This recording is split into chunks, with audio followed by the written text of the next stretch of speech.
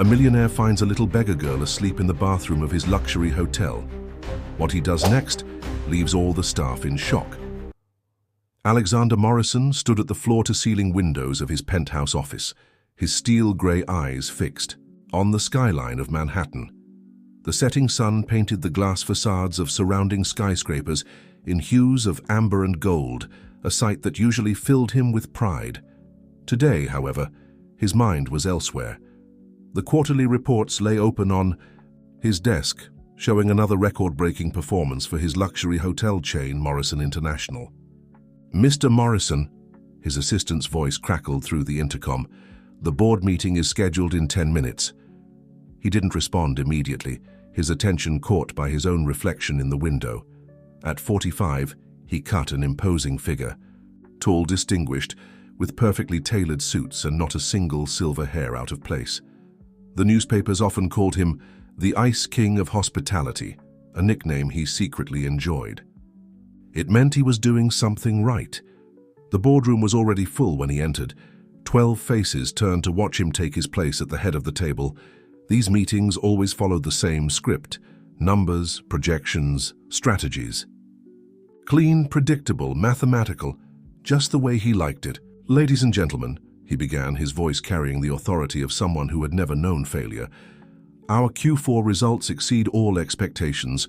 Revenue is up 28% year over year, and our new property in Dubai is already operating at 95% capacity."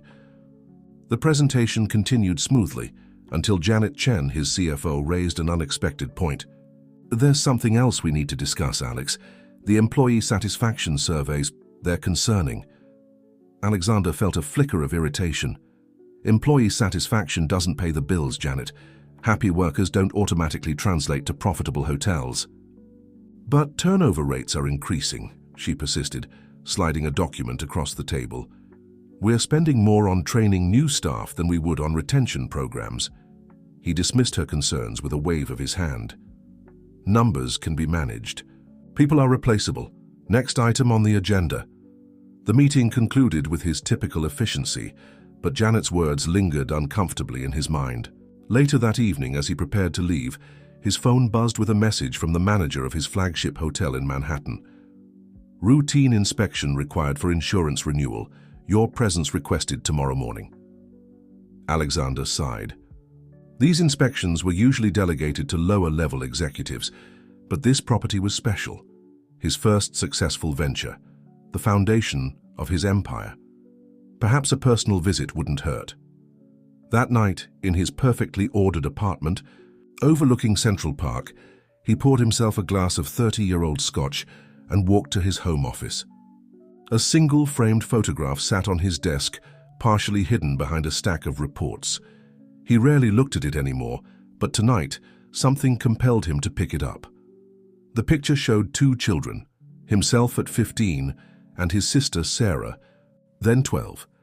They were smiling, their arms around each other, standing in front of their childhood home. It was taken just 3 years before she disappeared, before their family fractured beyond repair. He put the photo face down and finished his drink. Sentiment was a luxury he couldn't afford, not when he had an empire to run. Tomorrow would be another day of meetings, decisions, and profits. The past belonged in the past, safely locked away with all those other inconvenient emotions he'd learned to suppress. As he prepared for bed, he reviewed his schedule for the following day. The hotel inspection was set for 7 a.m. He'd always believed in starting early. Little did he know that this routine visit would shatter the carefully constructed walls he'd built around himself, forcing him to confront the very things he'd spent a lifetime trying to forget. The Morrison Grand Hotel stood like a gleaming sentinel in the heart of Manhattan, its Art Deco facade a testament to old-world luxury reimagined for the modern era. Alexander arrived precisely at 6:45 a.m., 15 minutes ahead of schedule. The early morning staff snapped to attention as he crossed the marble lobby, their faces a mixture of surprise and trepidation. Marcus Reynolds, the hotel manager, practically sprinted across the floor to greet him. "Mr. Morrison, we weren't expecting you so early. I can assure you everything is in perfect order for the inspection." Alexander nodded curtly, already scanning the lobby with his critical eye. Everything appeared immaculate. The fresh flowers at the concierge desk, the perfectly aligned furniture, the spotless floors. But something felt off. The morning shift seemed tenser than usual, their movements slightly too rigid, their smiles a touch too forced. "I'll start with the ground floor," he announced, "alone." Reynolds opened his mouth to protest but thought better of it. Alexander began his methodical inspection, marking items on his tablet as he went. The restaurant's breakfast service was running smoothly, the kitchen spotless. The business center's computers were all functioning properly. The gym equipment gleamed under the morning light. He was about to move on to the upper floors when nature called. The nearest restroom was in the lobby's quieter west wing, away from the main entrance. As he pushed open the heavy door, the silence struck him first. Then a small sound, barely audible, caught his attention. In the corner of the elegant bathroom, partially hidden behind an ornamental plant, was a child. A little girl, no more than 7 or 8, curled up on the marble floor. Her clothes were worn but clean, her small frame almost completely concealed by a too large sweater. She was sleeping, her breathing soft and regular, one hand clutched tightly around what appeared to be a photograph. Alexander's first instinct was to reach for his phone and call security. This was exactly the kind of situation his protocols were designed to prevent. The hotel's reputation could be severely damaged if anyone discovered a homeless child in their bathroom. His finger hovered over the speed dial, but something made him pause. Perhaps it was the way she slept, so vulnerable yet somehow peaceful. Or maybe it was the photograph in her hand, creased and worn at the edges, held with such desperate determination even in sleep. As he stood there, frozen in indecision, the girl stirred. Her eyes fluttered open, and for a moment they stared at each other. Her eyes were a startling shade of green, the same color as Sarah's. The recognition hit him like a physical blow. I'm sorry," the girl whispered, scrambling to her feet. "Please don't call security. My mama, she works here. She doesn't know I'm here. Please don't get her in trouble." The words tumbled out in a rush, her voice trembling but determined. Alexander found himself kneeling down, maintaining eye level with the child. It was an instinctive gesture, one that surprised him as much as it seemed to surprise her. "What's your name?" he heard himself asking, his voice softer than he'd used in years. "Emma," she replied, clutching the photograph tighter. "And you're—" "Mother, she works here." Emma nodded, her eyes darting toward the door. "At the front desk, please, she's trying so hard. We lost our apartment and she hasn't found a new place yet and—" Alexander's mind raced. A front desk employee. Someone who worked in his hotel was homeless. The idea seemed impossible. He prided himself on paying competitive wages, unless— The photograph in Emma's hand caught his attention again. "May I?" he asked, gesturing toward it. After a moment's hesitation, she handed it to him. The image showed a woman with the same green eyes as Emma, smiling at the camera. When he turned it over, there was a name scrawled on the back: Rebecca Sullivan. The name hit him like a thunderbolt. Rebecca Sullivan, the new receptionist who had started 3 months ago. Her application had been impressive, a degree in hospitality management, excellent references. But now, looking at her daughter huddled in his hotel's bathroom, Alexander realized how little he really knew about the people who worked for him. Victoria Manning, the hotel's administrative manager, stood at her office window, watching the usual morning bustle below with narrowed eyes. Something was off. Marcus Reynolds, normally so composed, had been practically running through the lobby earlier, and now the Wellington Suite, their most expensive room, had been suddenly prepared and occupied, yet there was no record of a check-in. She pulled up the security footage on her computer, her manicured nails clicking against the keyboard. The cameras showed Alexander Morrison himself, leading a child through the service corridors. Victoria leaned closer to her screen, her lipsticked mouth turning down at the corners. In 15 years of working for Morrison International, she had never seen the CEO break protocol. Not once. "Charlotte," she called to her assistant, "get me Rebecca Sullivan's employee file, immediately." While she waited, Victoria mentally reviewed her position. She had worked her way up through the ranks, carefully cultivating relationships and eliminating competition. Now, as administrative manager, she controlled much of the hotel's day-to-day operations, but she wanted more. She deserved more. Charlotte returned with the file, and Victoria began to read. Her eyes lit up as she discovered the connection between Rebecca and the mysterious child. This could be exactly the opportunity she'd been waiting for.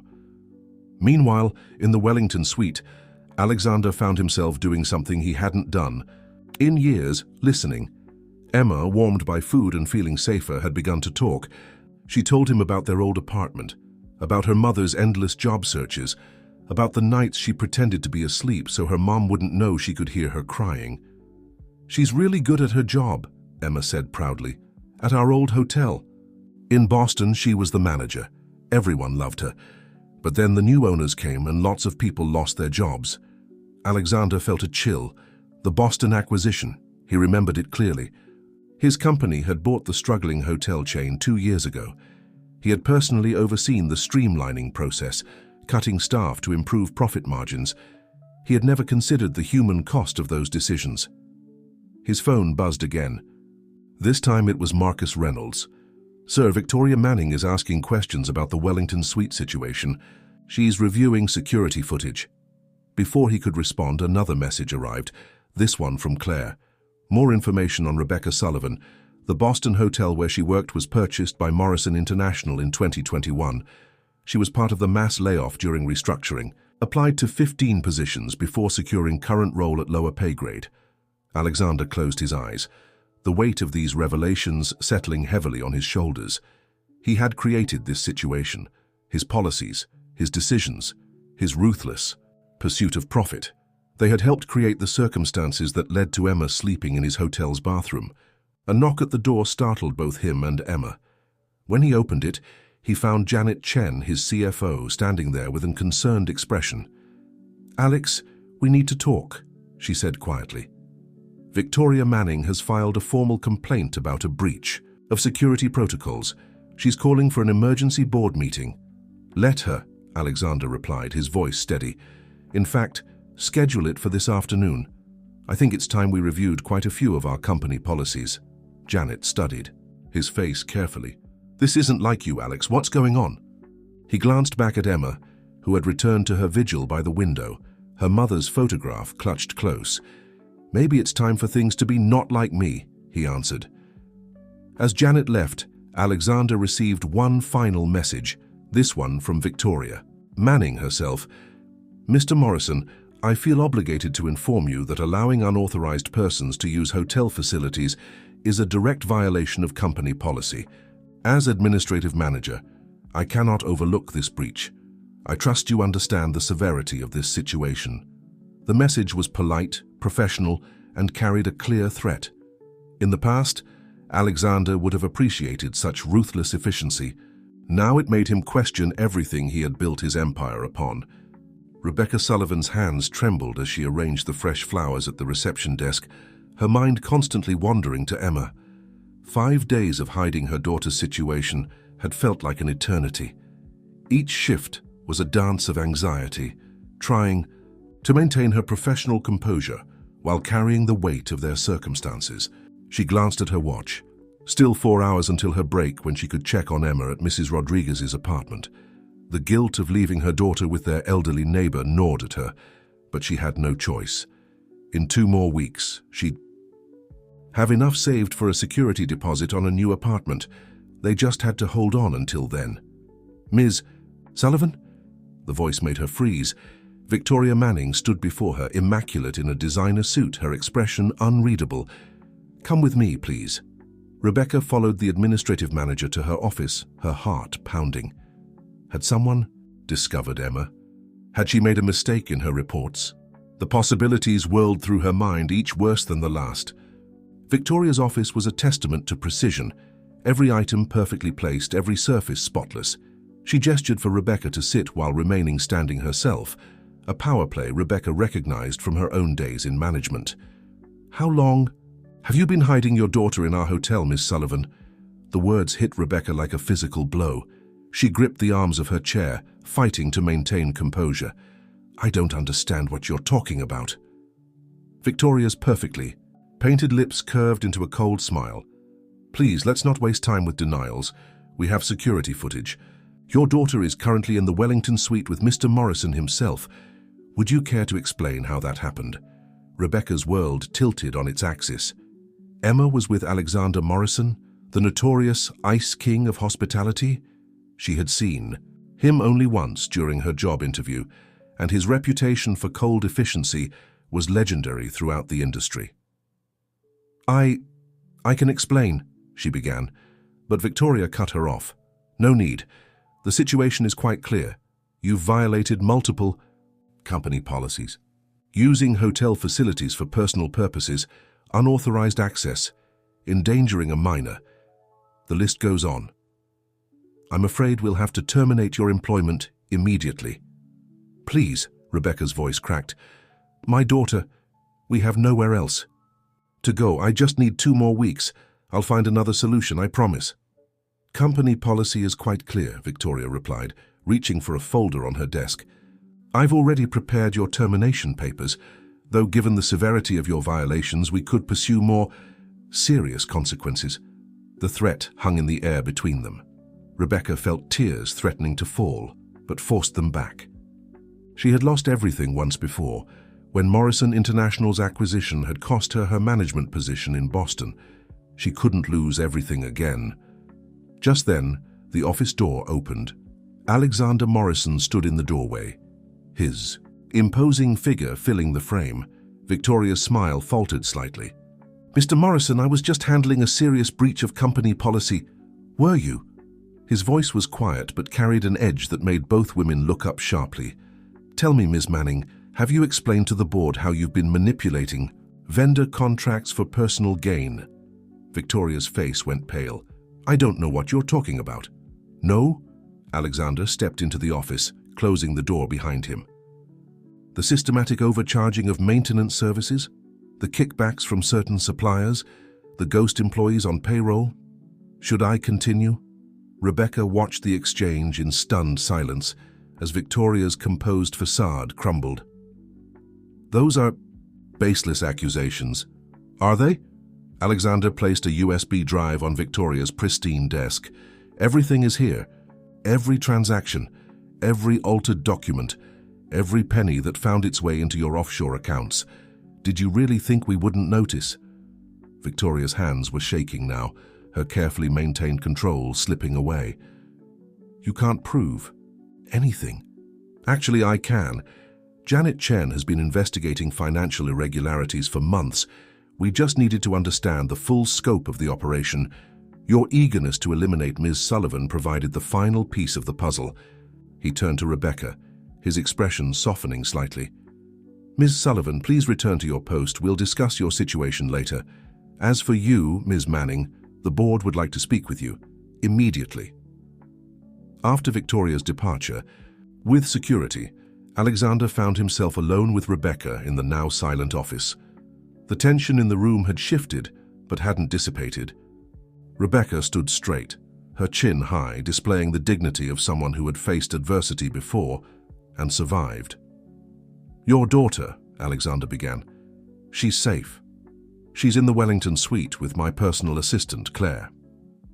Rebecca's professional mask cracked slightly. Mr. Morrison, I know what I did was wrong. Using the hotel facilities, hiding Emma, I accept full responsibility. But please understand I had no choice. After losing our apartment, after losing your management position in Boston, Alexander interrupted quietly. Because of my company's acquisition. Recognition flickered in Rebecca's eyes. You know about that? I know more than I did this morning. He moved to the window, looking out at the city skyline. Tell me about Boston. For a moment, Rebecca was silent. Then, like a dam breaking, the words poured out. She told him about managing the boutique hotel for 5 years, about the family atmosphere she'd created among the staff, about the regular guests who came back year after year because of the personal touch they provided. When Morrison International bought us, everything changed overnight. It wasn't just about losing my job, it was about losing our community. The new management didn't care about the relationships we'd built. It was all about numbers, efficiency, profit margins. Alexander felt each word like a personal indictment. These were his policies, his vision of how a hotel chain should operate. He had never considered the human cost of his streamlining processes. After the layoff, Rebecca continued, I applied everywhere. But the industry had changed. Everyone wanted younger managers, people who saw hotels as profit centers rather than homes away from home. The position here, it was a step down, but I was grateful for it. The salary seemed adequate until our rent doubled overnight. Then the eviction notice came. She stopped, composing herself. I'm not asking for sympathy, Mr. Morrison. I'll pack my things and... No, he said firmly, turning to face her. You're not going anywhere, except perhaps back to a management position. Rebecca stared at him, confusion evident on her face. I don't understand. Neither did I until this morning. He sat down, gesturing for her to do the same. Meeting Emma, learning your story, it's made me realize how disconnected I've become from the real impact of my business decisions. The policies I've implemented, they're efficient, yes, but at what cost? He reached into his jacket pocket and withdrew the photograph Emma had been carrying. She's been keeping this close, you know. Even while eating breakfast in the Wellington suite, she wouldn't let it out of her sight. She's incredibly proud of you. Rebecca took the photograph with trembling hands. She's all I have, everything I do, every sacrifice, it's for her. I had a sister, Alexander said suddenly, surprising himself with the admission. Sarah. She tried to tell me once about the importance of compassion, of seeing people as more than just numbers on a spreadsheet. I didn't listen. She left, and I never saw her again. I buried myself in work, in creating systems and protocols, thinking that if I could control everything, I could prevent any more unexpected losses. He stood up, his decision crystallizing. I'm offering you the position of general manager at this hotel, Miss Sullivan, not because I pity you, but because you understand something I forgot, that a hotel is more than just a business. It's a community, a sanctuary, sometimes even a home. Rebecca's eyes widened. But the board, your shareholders, let me worry about them. There are going to be changes at Morrison International, starting right here. Victoria's corruption showed me that our current system is broken. We need leaders who understand both the business and the human side of hospitality. People like you. For the first time that day, a genuine smile crossed Rebecca's face. Emma will be thrilled. She keeps telling me that someday I'll be a manager again. Smart girl, Alexander replied, allowing himself a small smile in return. She gets that from her mother, I suspect. Now shall we go tell her the news? I believe she's still working on the breakfast buffet in the Wellington suite. The news of Victoria Manning's disgrace spread through the Morrison Grand Hotel like wildfire. By mid-afternoon, every employee, from the maintenance staff to the executive, chefs, was buzzing with speculation. The Ice King of Hospitality had personally exposed corruption in his ranks, and even more surprisingly, had promoted a front desk receptionist to general manager. In the hotel's elegant main restaurant, Janet Chen sat across from Alexander, watching him stir his untouched coffee. The lunch crowd had thinned, leaving them relatively private in their corner booth. The board is in an uproar, she said, sliding a tablet across the table. The shareholders are nervous about Victoria's arrest, and these headlines aren't helping. Alexander glanced at the screen. Morrison International rocked by corruption. Scandal, screamed one headline. Ice King melting. Morrison CEO shows unexpected soft side, declared another. Let them talk, he replied, his voice steady. Victoria's schemes could have cost us millions if left unchecked. As for Rebecca Sullivan's promotion, I stand by my decision. Janet leaned forward. Alex, I've known you for 15 years. You've never made a decision based on emotion before. What's really going on? Before he could answer, his phone buzzed, with a message from Claire. Emma's school records found. She's gifted, Alex, top of her class in Boston, but she hasn't been enrolled since the move to New York. Rebecca couldn't afford the registration fees for the private schools in their district. Alexander felt something twist in his chest, another consequence of his company's actions he'd never considered. He looked up at Janet, seeing his trusted CFO in a new light. "Tell me, Janet, how many of our employees have children?" She blinked at the unexpected question. I don't know. That data isn't something we typically track." "Exactly.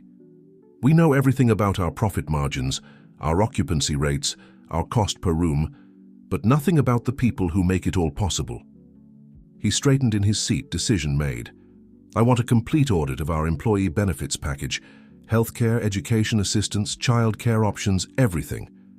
That kind of program would be expensive, Janet warned, but he could see the interest kindling in her eyes. So is constant turnover. So is losing talented managers like Rebecca Sullivan, because we're too focused on short-term profits to see the bigger picture. A commotion near the restaurant entrance drew their attention. Marcus Reynolds was attempting to block someone's path, someone in an expensive suit who was becoming increasingly agitated. "Sir," Marcus was saying, "Mr. Morrison is in a private meeting." "Get out of my way," the man demanded. "I'm Richard Manning, Victoria's husband, and I demand to speak with Morrison." Alexander stood, nodding to Marcus to let Richard through. The man stormed over to their table, his face flushed with anger.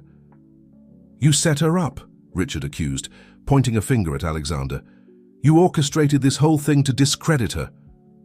"Your wife's actions discredited herself," Alexander replied calmly. "The evidence is quite clear." "Evidence?" Richard laughed bitterly. "You want to talk about evidence? How about evidence of your own hypocrisy? Breaking protocols for a homeless employee? Promoting an unqualified receptionist? The board will hear about all of it." Janet started to rise, but Alexander held up a hand to stop her. "Mr. Manning, your wife systematically defrauded this company while attempting to destroy an innocent woman's life. If you wish to discuss this further, I suggest you do so with our legal team." "This isn't over, Morrison," Richard snarled, as security arrived to escort him out. "Victoria knows things about this company, about you, things the press would love to hear." After he was gone, Janet turned to Alexander. "He's right about one thing. This isn't over. Victoria had allies on the board. They won't take this lying down." "No," Alexander agreed, watching Richard's retreating figure. "But neither will I. It's time for Morrison International to remember what hospitality really means." He paused, a slight smile touching his lips. "And I think I know exactly where to start." The Wellington suite had transformed over the course of the day. What began as a sanctuary for a tired child had become an impromptu command center. Laptops and tablets covered the dining table, while folders of employee records were spread across the luxurious sofas. Emma, now refreshed and more animated, sat cross-legged in a plush armchair, drawing in a sketchbook Claire had brought her. Rebecca stood at the window, still processing the whirlwind of changes that had upended her life in the past few hours. She was now general manager of the Morrison Grand, the same position she'd held in Boston, but at a far more prestigious property. The irony wasn't lost on her. "Mom," Emma called out, "look what I drew." Rebecca crossed to her daughter, examining the colorful sketch. It showed the hotel, but reimagined through a child's eyes. A playground occupied one corner of the property, while a reading room filled with books took up another. In the center, stick figures of various sizes represented hotel staff and their families. "It's beautiful, sweetheart," Rebecca said, kissing the top of Emma's head. "Is this how you imagine the hotel could be?" "Mr. Morrison asked me to draw my dream hotel," Emma explained proudly. "He said sometimes the best ideas come from new perspectives." As if summoned by his name, Alexander entered the suite, followed by Janet Chen and a woman Rebecca didn't recognize. "Ms. Sullivan," Alexander began, then caught himself. "Rebecca, I'd like you to meet Sarah Martinez, our head of human resources. We've been discussing some changes to company policy." Sarah stepped forward, her warm smile a sharp contrast to the corporate environment. "Mr. Morrison has proposed a revolutionary, new employee benefits program. We'd like your input, given your unique perspective on both management and staff needs." They gathered around the dining table, clearing space among the scattered documents. Janet pulled up a presentation on her tablet. "We're calling it the..." Family First Initiative, she explained. Comprehensive healthcare coverage, education assistance for employees' children, on-site childcare facilities at our larger properties, and an emergency housing assistance program. Rebecca's breath caught. That's ambitious. It's necessary, Alexander stated firmly. We've been running our hotels like machines, forgetting that they're actually communities. That stops now. Emma wandered over, curious about the activity. Her drawing caught Sarah's eye. What's this? She asked, examining the sketch. Emma's vision for a more family-friendly hotel, Alexander explained. And I think she's onto something. Our properties have plenty of amenities for guests, but what about spaces for our employees and their families? Janet was already taking notes. We could convert some of the underutilized conference rooms into multi-purpose spaces, learning centers, recreation areas. The old Richardson suite on the 3rd floor, Rebecca added, growing excited. It's been empty since the renovation. It could be perfect for a childcare center. As they discussed possibilities, Rebecca noticed Alexander watching Emma, who had returned to her drawing. There was something in his expression, a mixture of determination and regret, that made her wonder about the story behind his transformation. Mr. Morrison, she said quietly, while the others were absorbed in planning, why are you doing all this? He was silent for a moment, his gaze distant. Because someone once told me that success without compassion is meaningless. I didn't listen then, but I'm listening now. Before Rebecca could respond, Claire burst into the suite, her usual composure shaken. Alex, we have a problem. Victoria Manning just gave an interview to the Business Journal. She's claiming you're having an affair with Rebecca, that the promotion was a cover-up, and that you've been embezzling funds for years to support various indiscretions. The room fell silent. Rebecca felt her newfound security starting to crumble, but Alexander's expression didn't change. Good, he said simply. Good? Janet echoed incredulously. Alex, this could destroy everything we're trying to build. No, he replied, a hint of his old steel returning to his voice. This is exactly what we need. A chance to show the world what Morrison International really stands for, and more importantly, what it stands against. The Morrison Grand's lobby had become a battlefield. News vans crowded the street outside, while photographers camped near the entrance, hoping to catch a glimpse of the players in what the media had dubbed the Morrison scandal. Inside, guests whispered and pointed their phones, more interested in drama than discretion. Alexander stood in his office, watching the circus below. The Business Journal's article had opened the floodgates. Now every news outlet wanted their piece of the story: hotel mogul's secret romance, corporate corruption at Morrison International, the Ice King's meltdown. Claire entered without knocking, her tablet displaying even more headlines. The stock has dropped 12% since the market opened. The board is demanding an emergency meeting, and 3 major investors have already pulled out. What about the employee response? Alexander asked, his voice calm despite the chaos. That's different, Claire replied, swiping to another screen. After the announcement of the Family First initiative, social media has been flooded with stories from our employees. They're defending you, Alex, sharing their own experiences with Victoria's behavior, supporting Rebecca's promotion. A knock at the door interrupted them. Janet entered, followed by Thomas Bradford, the company's head of legal. It's worse than we thought, Thomas announced, dropping a thick folder on Alexander's desk. Victoria Manning didn't just go to the press. She's filed a wrongful termination lawsuit, claiming she was fired for exposing improper relationships within the company hierarchy. She's trying to paint herself as a whistleblower, Janet added. And it's working. The business media is portraying her as a crusading female executive brought down by the old boys club. Alexander turned from the window, his expression thoughtful. What do they want me to do? Issue a denial? Hold a press? Conference? Hide behind corporate lawyers? That would be the standard procedure, Thomas confirmed. We can control the narrative, minimize the damage. No, Alexander interrupted. No more controlling narratives. No more damage control. It's time for something different. He pressed the intercom button on his desk. Claire, contact every major news outlet. Tell them I'm holding a press conference. Not in some sterile hotel ballroom, but in the lobby, where everyone can see. "Alex, think about this," Janet warned. "Once you go public, there's no taking it back." "Good," he replied, "because I'm done hiding behind protocols and procedures." He turned to Claire. "And find Rebecca. She should be there too." As his team scrambled to arrange the press conference, Alexander sat at his desk and began to write. Not a carefully crafted corporate statement, but the truth about Victoria's corruption, about Rebecca and Emma, about his own transformation. About Sarah.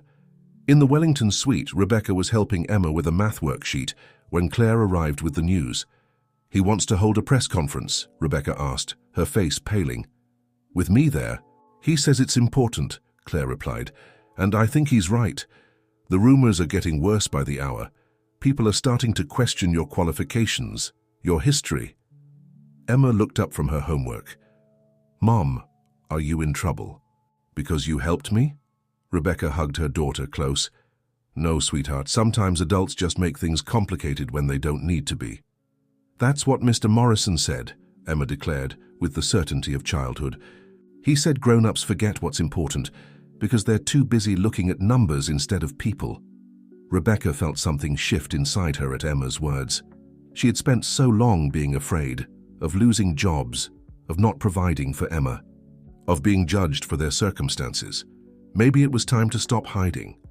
"Tell Mr. Morrison we'll be there," she told Claire. In the hotel's security office, Marcus Reynolds watched the lobby monitors with growing concern.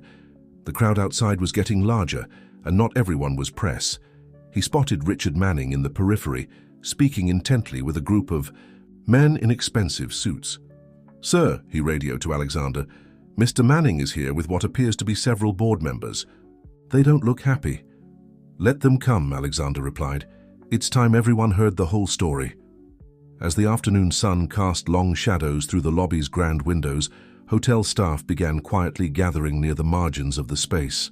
Housekeepers, bellhops, kitchen workers, people who usually stayed invisible to guests were emerging, drawn by the sense that something momentous was about to happen. Janet approached Alexander as he prepared to leave his office. "The board is threatening to remove you as CEO.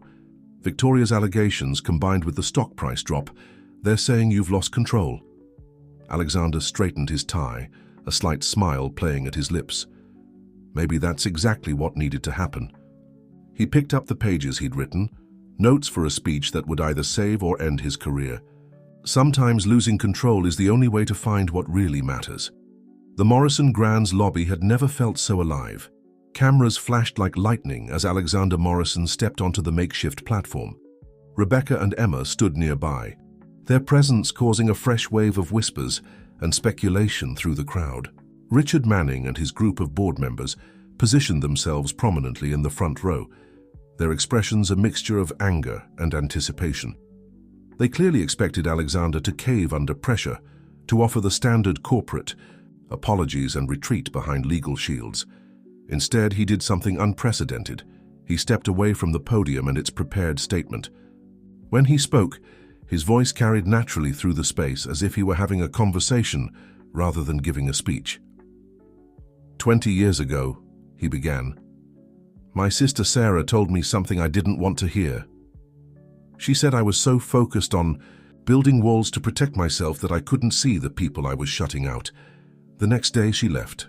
I never saw her again. A murmur ran through the crowd. Alexander Morrison, the notorious Ice King, was talking about personal loss. The reporters leaned forward, their pens poised. I built this company on the belief that efficiency and profitability were all that mattered. I created protocols and procedures to eliminate what I saw as human weakness. And in doing so, I became exactly what Sarah feared, someone who saw people as numbers on a spreadsheet. He gestured to Rebecca and Emma. 2 days ago, I found this young lady sleeping in our hotel bathroom, not because she was homeless by choice, but because her mother, one of our most dedicated employees, had been forced into an impossible situation by the very policies I created. Richard Manning stepped forward.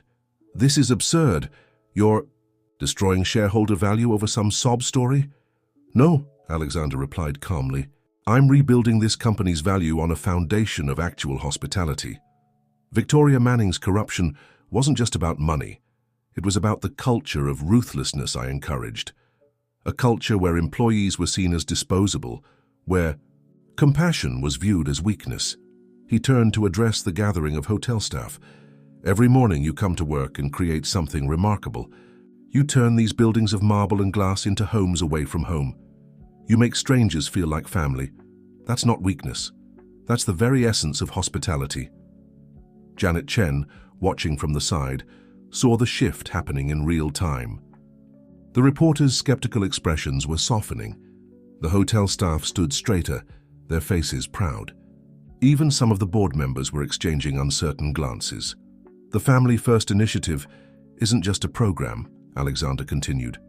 It's a recognition that our strength lies in our people. Every employee who worries about childcare instead of focusing on our guests. Every talented manager who leaves because they can't afford to stay. Every person who has to choose between their job and their family. These aren't just personal problems. They're business problems. He walked over to Emma, who was watching him with wide eyes. This young lady drew a picture of what she thought a hotel could be. Not just a luxury box for wealthy travelers, but a true community. And she was right.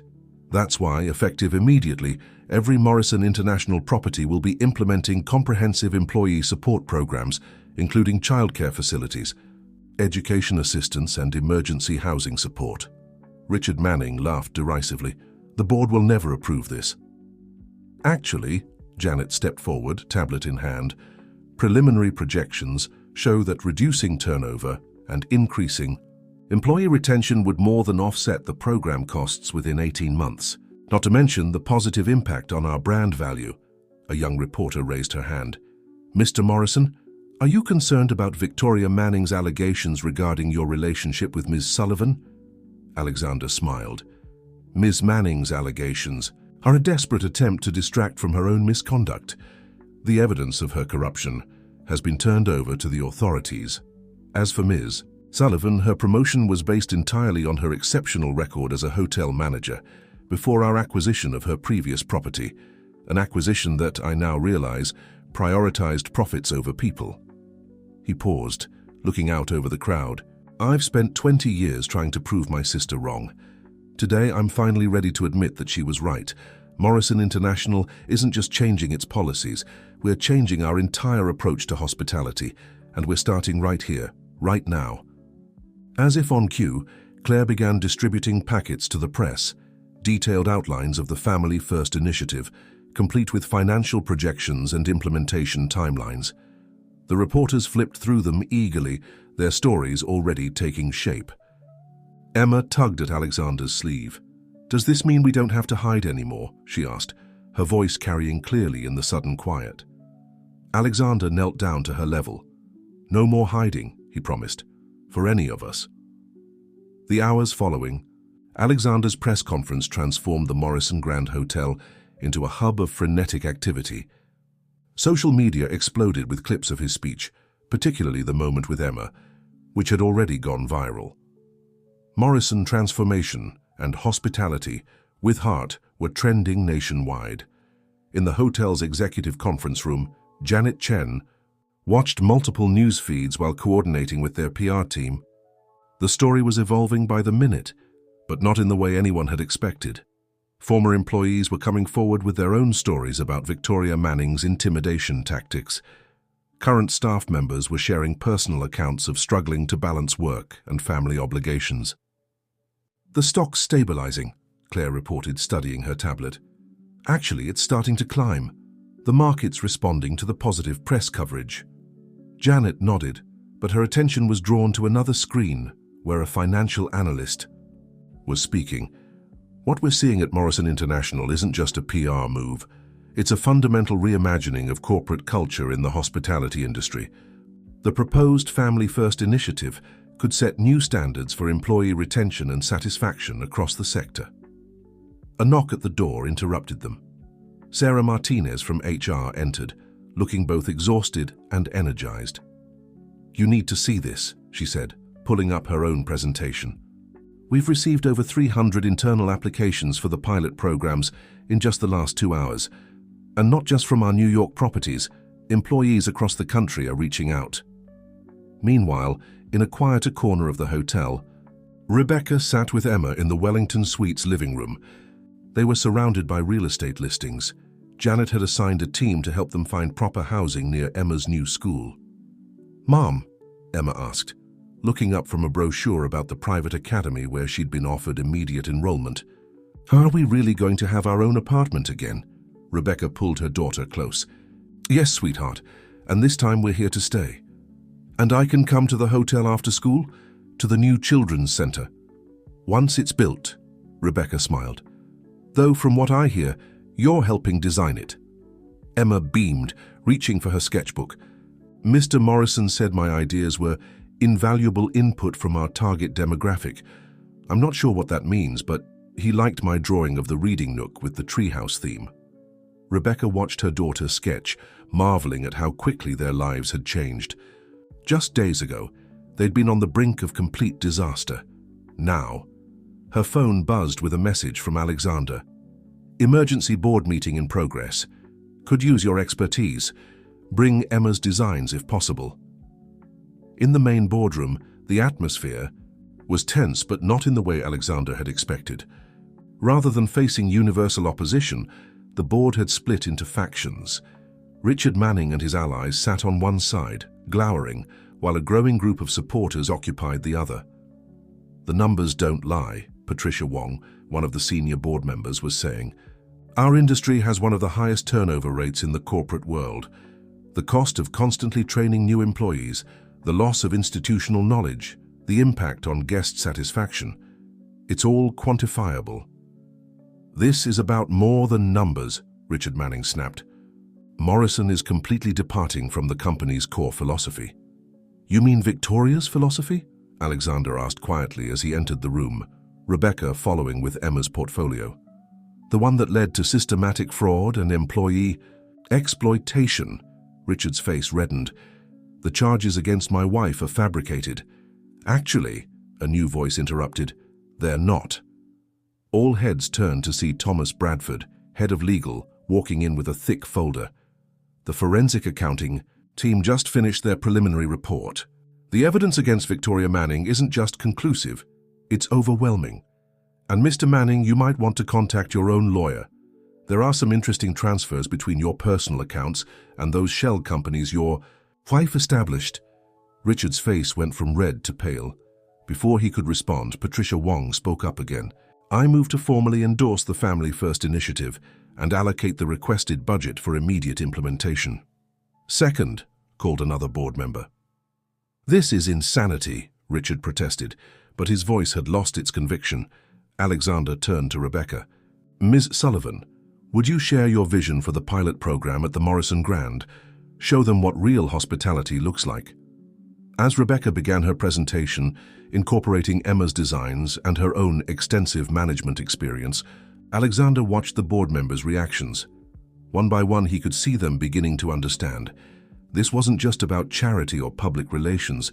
It was about building something sustainable, something that would transform not just their company, but perhaps the entire industry.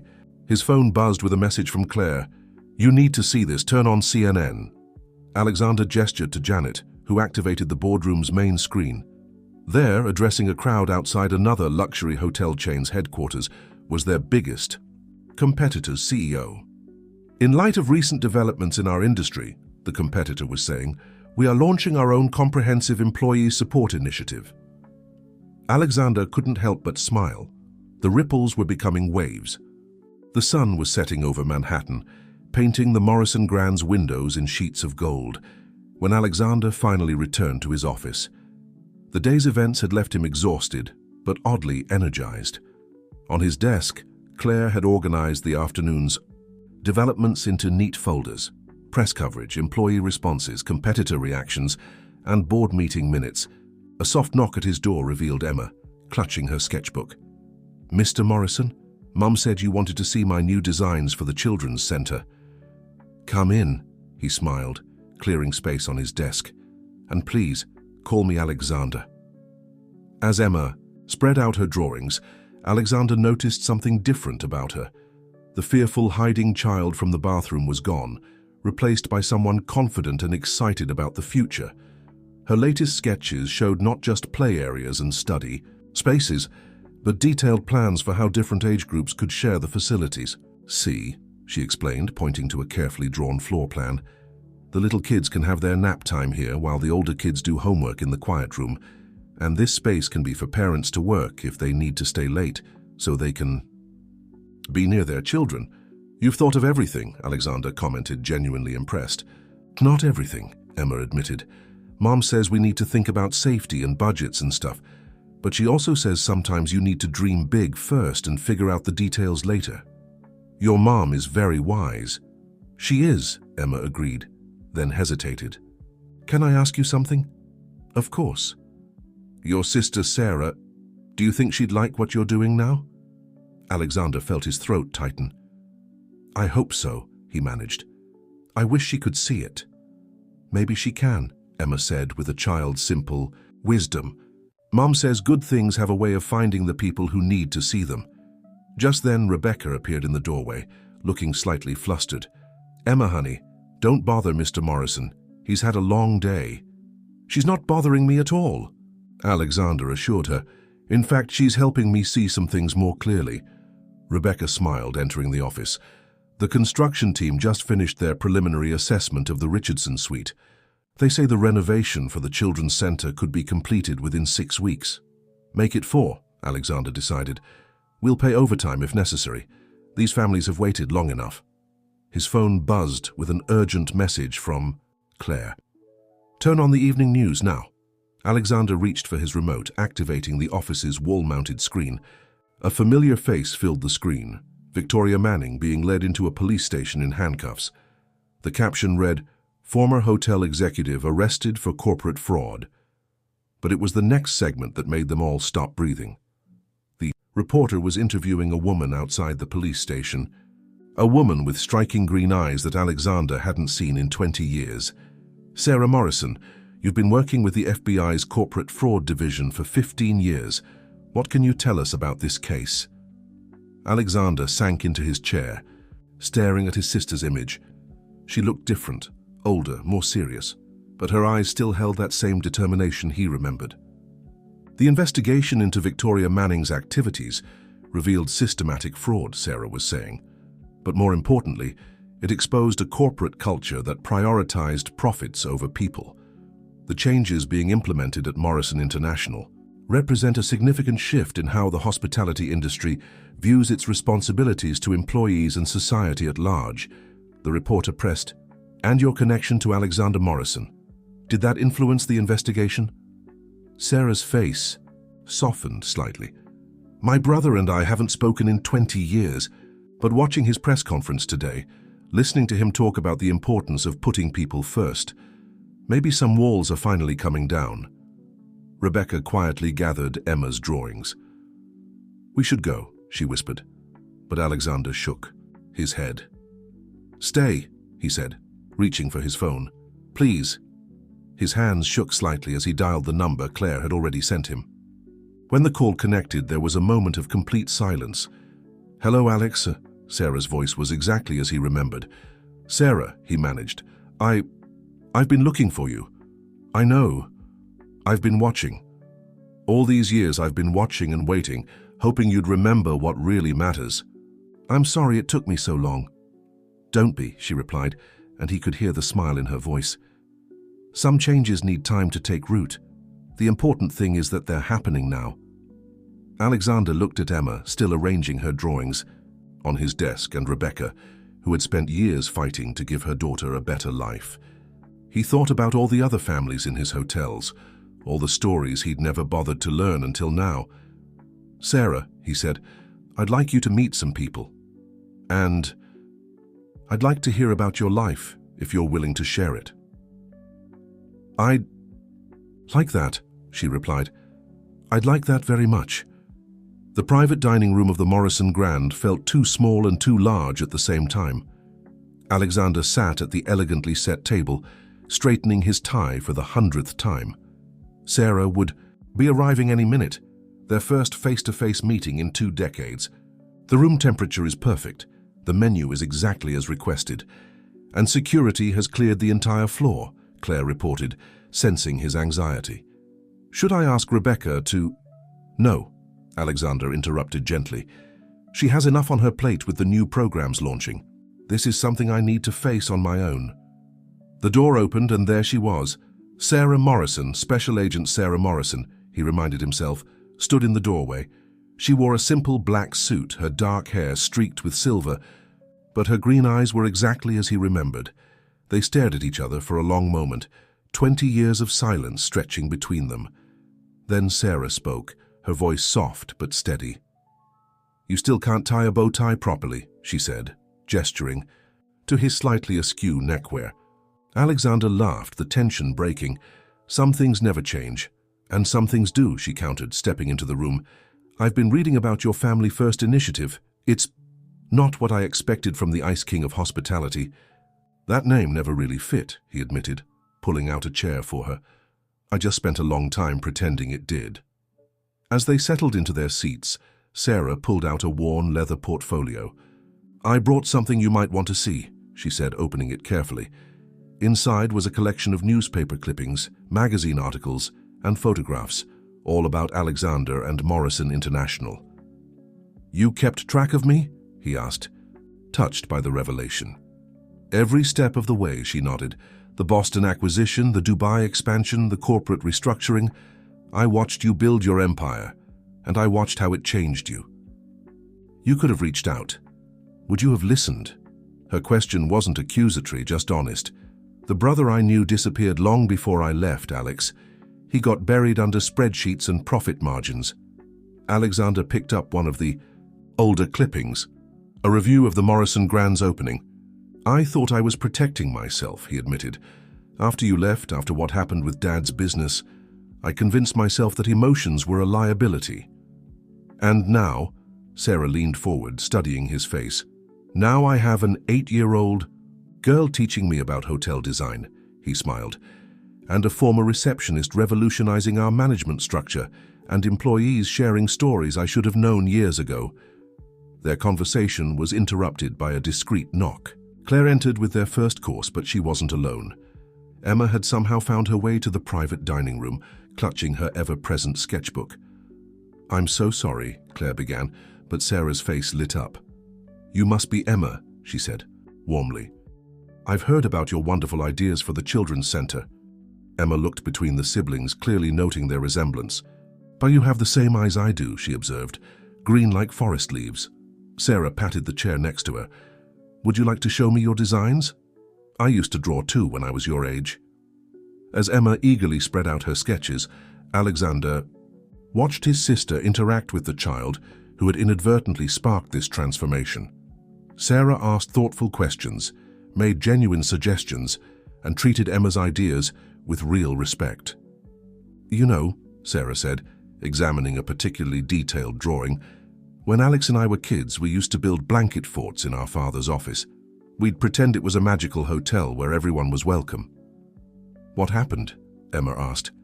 Innocently, Sarah and Alexander exchanged glances. "Life happened," Sarah answered. "Sometimes grown-ups forget their childhood dreams because they're trying so hard to be successful. But now we're remembering," Alexander added softly. "Thanks." "To you, Emma." Emma beamed at the praise but then turned serious. "Mr. Morrison, Alexander," she corrected herself. "Mum says you're making the hotel a place where families can stay together. Is that like your blanket fort hotel?" Sarah reached across the table and squeezed her brother's hand. "Yes," she said. "I think it's exactly like that.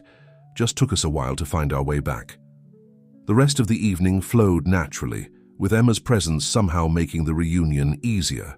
She acted as a bridge between past and present, her innocent questions allowing the siblings to share memories they'd both buried. When Claire finally came to escort Emma back to her mother, Sarah turned to Alexander with tears in her eyes. "That little girl," she said, "she reminds me of someone." "Who?" "You. Before you started building walls instead of blanket forts. The Richardson suite was unrecognizable. What had once been an underutilized space was now a bustling construction site. Workers moved purposefully through the area, following blueprints that merged Emma's imaginative designs with professional specifications.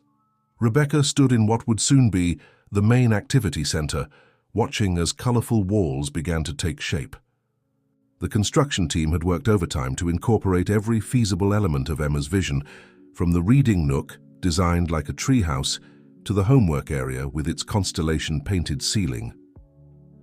The safety inspectors approved all, so the modifications, Janet reported, joining her with a tablet full of updates. We're actually ahead of schedule. And under budget, Rebecca added, proud of her team's efficient management. How are the other properties progressing? 17. Locations have already identified suitable spaces for their family centers. The Miami property is almost ready to launch their pilot program, and Chicago starts construction next week.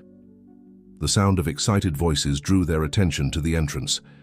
A group of hotel employees had arrived for the scheduled tour, part of Rebecca's initiative to keep staff involved in the transformation process. Many had brought their children, who stared wide-eyed at the emerging wonderland. "Miss Sullivan," one of the housekeepers called out, "is it true our kids can really come here while we work?" "Not just come here," Rebecca smiled. "They'll learn. Here, play here, grow here, and you'll be able to check on them whenever you need to." The children had gravitated toward a partially finished wall, where Emma's original drawings hung, protected behind plexiglass. These sketches had become something of a legend among the staff, the artwork that helped change everything. Alexander arrived as Rebecca was explaining the different zones planned for the space. He stood back, watching her interact with the employees. Gone was the fearful receptionist hiding her circumstances. In her place stood a confident leader who understood both the business and human aspects of hospitality. "The board's quarterly review just finished," he announced when there was a break in the tour. "They've unanimously approved expansion of the initiative to all properties." "Even Richard Manning's allies?" Rebecca asked, surprised. "Richard resigned this morning," Alexander replied. "Seems the investigation into Victoria's activities revealed some interesting connections. He's cooperating with authorities now." A small figure darted past them. Emma, just arrived from school, rushing to check on the progress of her vision. She was followed by Sarah, who had extended her stay in New York to help with the transition. "The FBI's investigation is officially closed," Sarah informed them. "Victoria's facing serious charges, but she's offering a plea deal. Apparently, she doesn't want her methods exposed in a public trial." "Good," Alexander said firmly.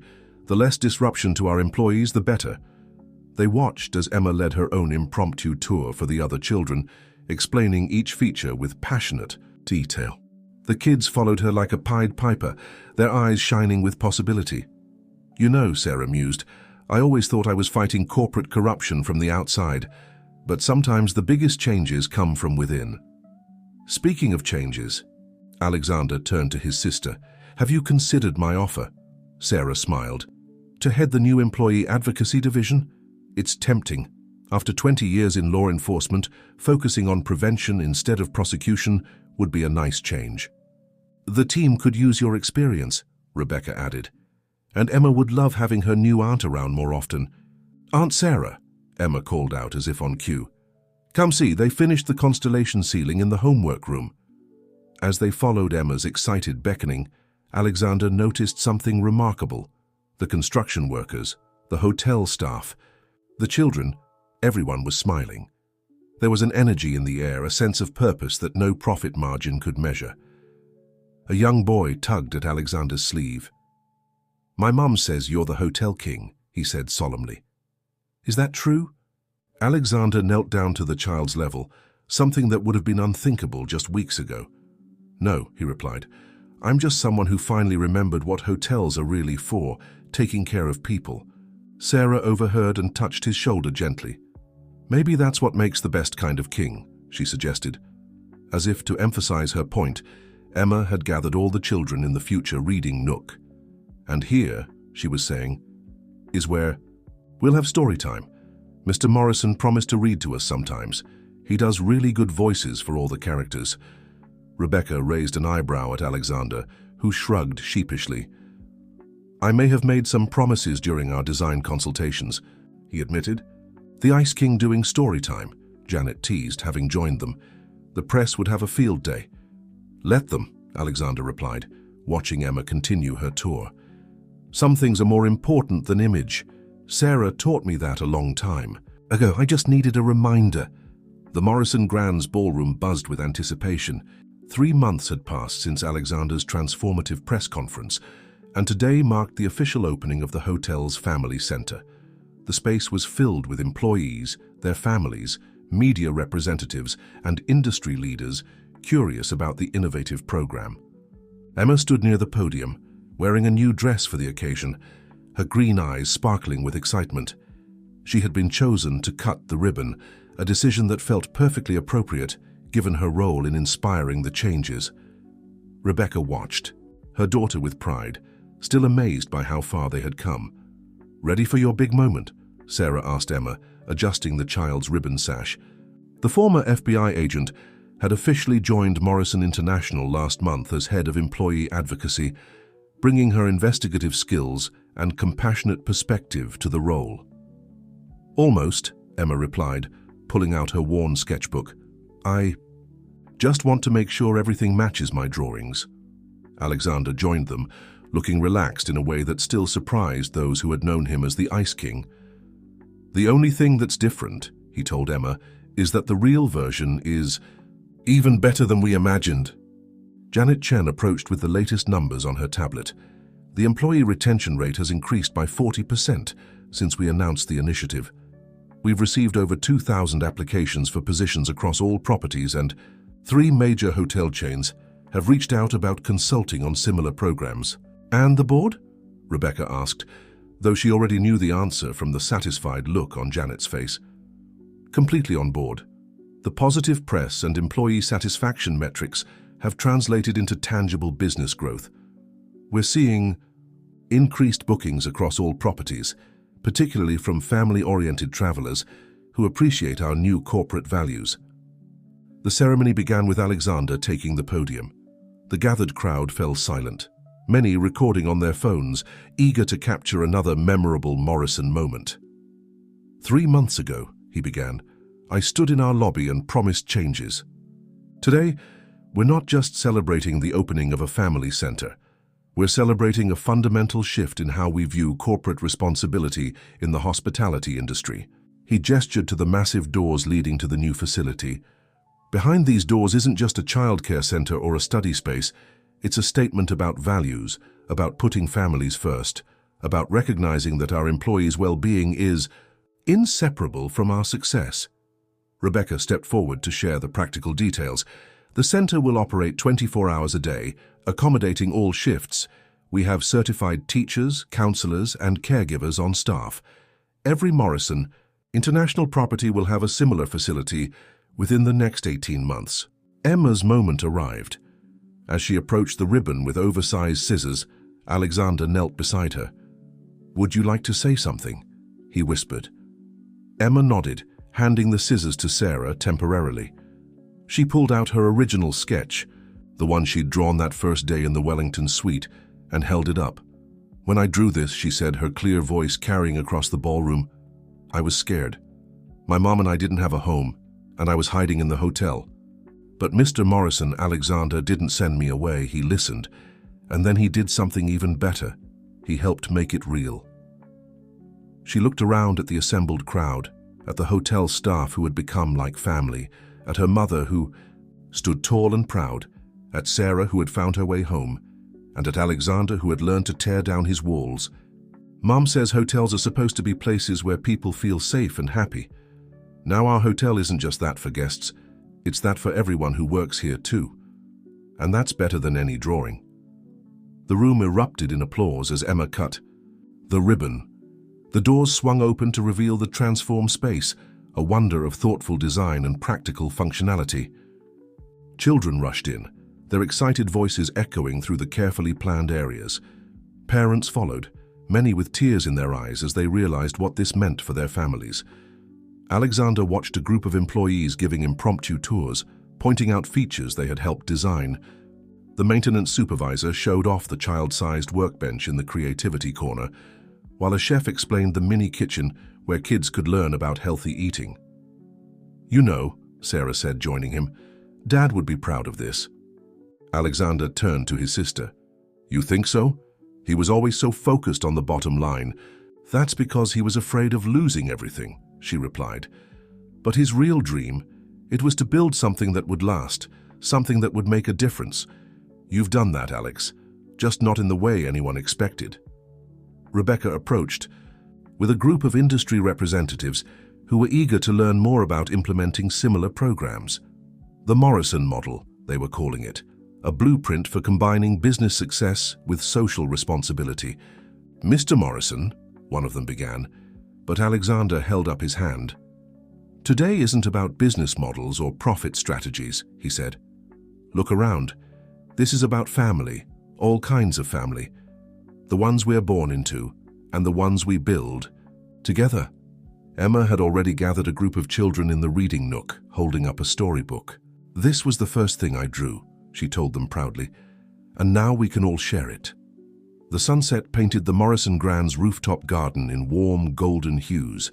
A week after the family center's opening, Alexander had arranged a private celebration for those who had been instrumental in the transformation. Hotel staff and their families mingled comfortably, the hierarchical barriers of the past completely dissolved. Rebecca stood at the railing, watching Emma play with a group of children. Sons and daughters of housekeepers, chefs, and executives alike. They were building a blanket fort, supervised by Sarah, who was showing them the exact technique she and Alexander had perfected in their childhood. "Penny, for your thoughts?" Alexander joined her at the railing. "I was just thinking about that." "First morning," Rebecca replied, "when Emma was discovered in the bathroom. If it had been anyone else who found her—" "If it had been the person I was before finding her," Alexander corrected gently, "things would have been very different." Janet approached with Claire, both carrying tablets despite the casual nature of the gathering. "Sorry to interrupt," Janet began, "but you'll want to see this." The tablets displayed various news sites, all featuring stories about Victoria Manning's plea deal. She had agreed to testify about corporate corruption in exchange for a reduced sentence, but the headlines focused on an unexpected development. She was using her experience to advocate for corporate reform. "She's giving interviews about the importance of ethical business practices," Claire explained. Actually citing Morrison, International's transformation as a model for change, Alexander shook his head, smiling slightly. "Life has a way of surprising us, doesn't it?" "Speaking of surprises," Sarah called out, approaching with Emma, who was clutching something behind her back. "Someone has a presentation to make." Emma stepped forward, suddenly shy despite her usual confidence. "We made something for you," she said, revealing a large handmade book. "All of us kids in the family center helped." Alexander opened the book carefully. Each page contained drawings and messages from the children who now spent their days in the center. There were pictures of the reading nook, the homework area, the play spaces, but more importantly, there were stories. Each child had written about what the center meant to their family. "My mum can tuck me in at night now," one wrote. "I get to see my dad between shifts," said another. "I don't have to worry about being alone anymore," a third confided. As Alexander turned the pages, Emma explained, "We wanted you to see how many people you helped. Not just me and Mom, but everyone." Rebecca watched Alexander's face as he read, seeing the emotion he no longer tried to hide. Sarah squeezed her brother's shoulder, remembering the walls he had built and celebrating their absence. The rooftop gathering continued as the sky darkened and the city lights began to twinkle. The children's fort had become the center of activity, with adults being invited in for very important meetings that seemed to involve a lot of giggling. "You know," Janet mused, watching the scene, "our quarterly profits are higher than ever, but somehow that doesn't seem like the most important metric anymore." "Because it isn't," Alexander replied. "The real measure of success is right there." He gestured to where Emma was teaching other children her hotel design techniques, their faces lit with imagination and possibility. To where Rebecca was sharing management strategies with junior staff members, her natural leadership style encouraging and supportive. To where Sarah was organizing a storytelling session in the fort, the children hanging on her every word. "We're not just running hotels anymore," he continued. "We're building communities, creating spaces where people can grow, learn, and support each other. The profits are just a means to make that possible." A small commotion drew their attention. The children had unanimously decided that Alexander needed to join them in the fort for an emergency board meeting. As he crawled into the blanket structure, his usual corporate dignity completely forgotten, Sarah caught Rebecca's eye. "You know," Sarah said softly, "I spent years trying to protect people from corporate greed. But sometimes the biggest changes come from unexpected places. Sometimes it takes a little girl with a sketchpad to remind us what really matters." Rebecca watched as her daughter solemnly presented Alexander with a very important document, another drawing, this one showing the hotel as a giant blanket fort with a heart at its center. "The heart means it's not just a building," Emma explained to her captive audience. "It's a home for everyone who needs one." Alexander carefully folded the drawing and placed it in his jacket pocket right next to his heart. "Yes," he agreed, looking around at the family he had found and the one he had recovered. "That's exactly what it is." The Morrison Grand's executive office had changed dramatically over the past 6 months. Where once stark minimalism had reigned, now warmth and personality filled the space. Emma's drawings shared wall space with professional artwork, and comfortable seating areas had replaced the intimidating formal furniture. Alexander sat at his desk, reviewing a proposal that would have been unthinkable in his previous life. The Morrison Educational Foundation, a new initiative to provide college scholarships for employees' children. Sarah had developed the program, drawing on her own experiences and the stories she'd gathered from hotel staff. "The numbers look promising," Janet said, highlighting key figures on her tablet. "By reallocating some of our corporate entertainment budget and partnering with universities, we can fund 50 full scholarships in the first year alone." "Make it 75, Alexander decided. "Use some of my personal bonus fund. Education shouldn't have a quota." A knock at the door announced Rebecca's arrival. She carried a thick folder and wore the confident expression of someone who had grown completely into her role as general manager. "The Boston property sent their final report," she announced. "The family center there is already at capacity, with a waiting list for the after-school programs, and there's something else you should see." She opened her folder to reveal a newspaper article. The headline read, "Former hotel manager returns as consultant. Victoria Manning helps companies build ethical workplaces." "She's been giving workshops on corporate responsibility," Rebecca explained. "Apparently, her time in rehabilitation gave her a new perspective. She's even requested to visit our family center as part of her community service, but also to understand what she fought against for so long."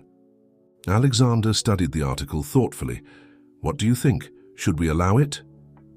"I think," Rebecca replied carefully, "that if we truly believe in transformation, we have to extend that belief to everyone, even former adversaries." Sarah entered the office, catching the end of their conversation. "I just got off the phone with Victoria's probation officer," she said. "Her request appears genuine. She's been doing remarkable work with corporate ethics programs." "The woman who tried to destroy us is now promoting our values," Janet mused. "Life does have a sense of irony."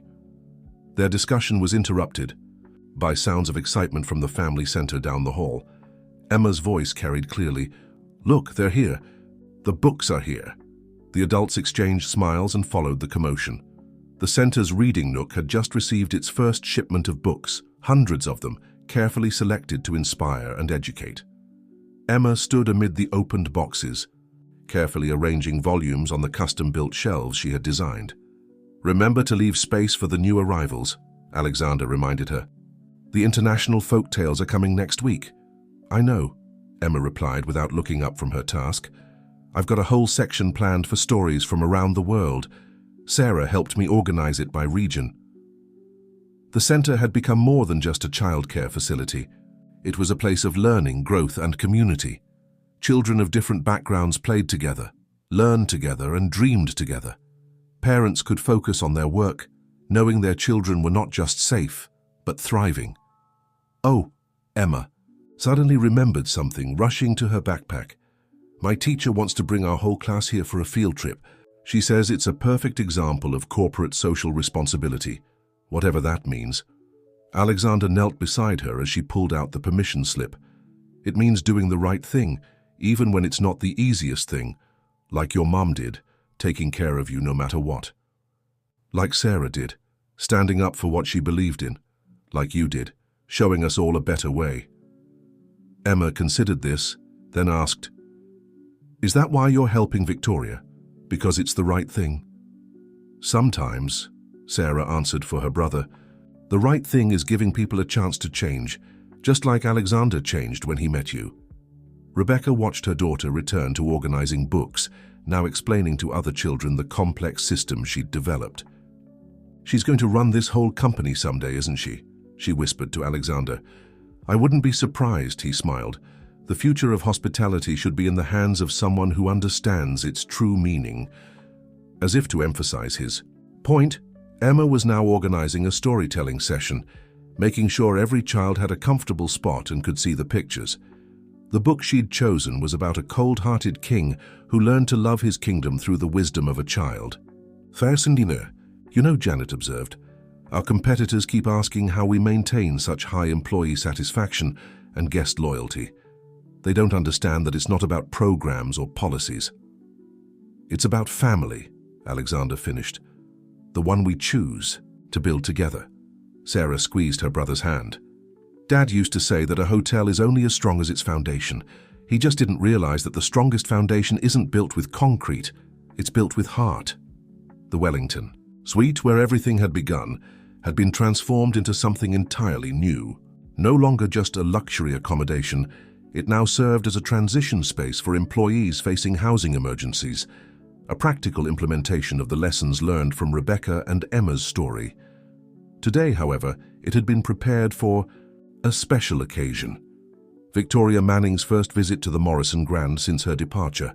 The choice of location was deliberate, a reminder of how much could change in a single room. "Are you sure about this?" Rebecca asked Alexander as they waited. "Having her here in this particular suite?" "Emma suggested it," he replied. "She said, if this room could help me and Mom start over, maybe it can help Mrs. Manning too." Sarah stood by the window where months ago Emma had first looked out over the city with hope. "Victoria's rehabilitation counselor says she's done remarkable work. Her corporate ethics programs have already helped several companies identify and address toxic workplace cultures." The door opened and Victoria entered. She looked different, humbler somehow, without the sharp edges of her former persona. She carried a small portfolio and wore a simple business suit rather than her once trademark designer wear. "Mr. Morrison," she began, then corrected herself. "Alexander, thank you for allowing this visit." "Thank Emma," he replied. "She's the one who taught us all about second chances." Victoria's eyes moistened slightly.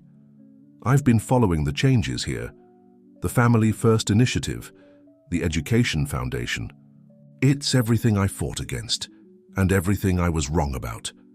She opened her portfolio, revealing newspaper clippings about Morrison International's transformation.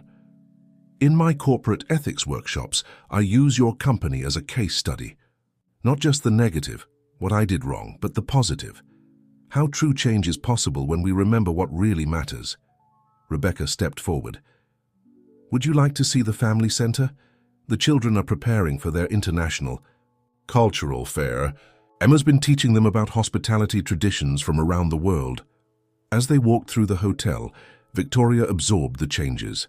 Employees greeted them warmly, without the fear that had once permeated the corridors. The sound of children's laughter echoed from the family center, where Emma was directing a rehearsal for their upcoming presentation. "And this is," Emma was saying to her rapt audience, "is how families in Japan show hospitality. You bow to welcome your guests, showing respect and warmth." The children practiced, giggling as they wobbled through their bows. She spotted the adults and waved enthusiastically. "Mrs. Manning, would you like to learn about hospitality traditions too? We're going to show everyone at the cultural fair." Victoria looked startled at the warm welcome. I would like that very much," she managed.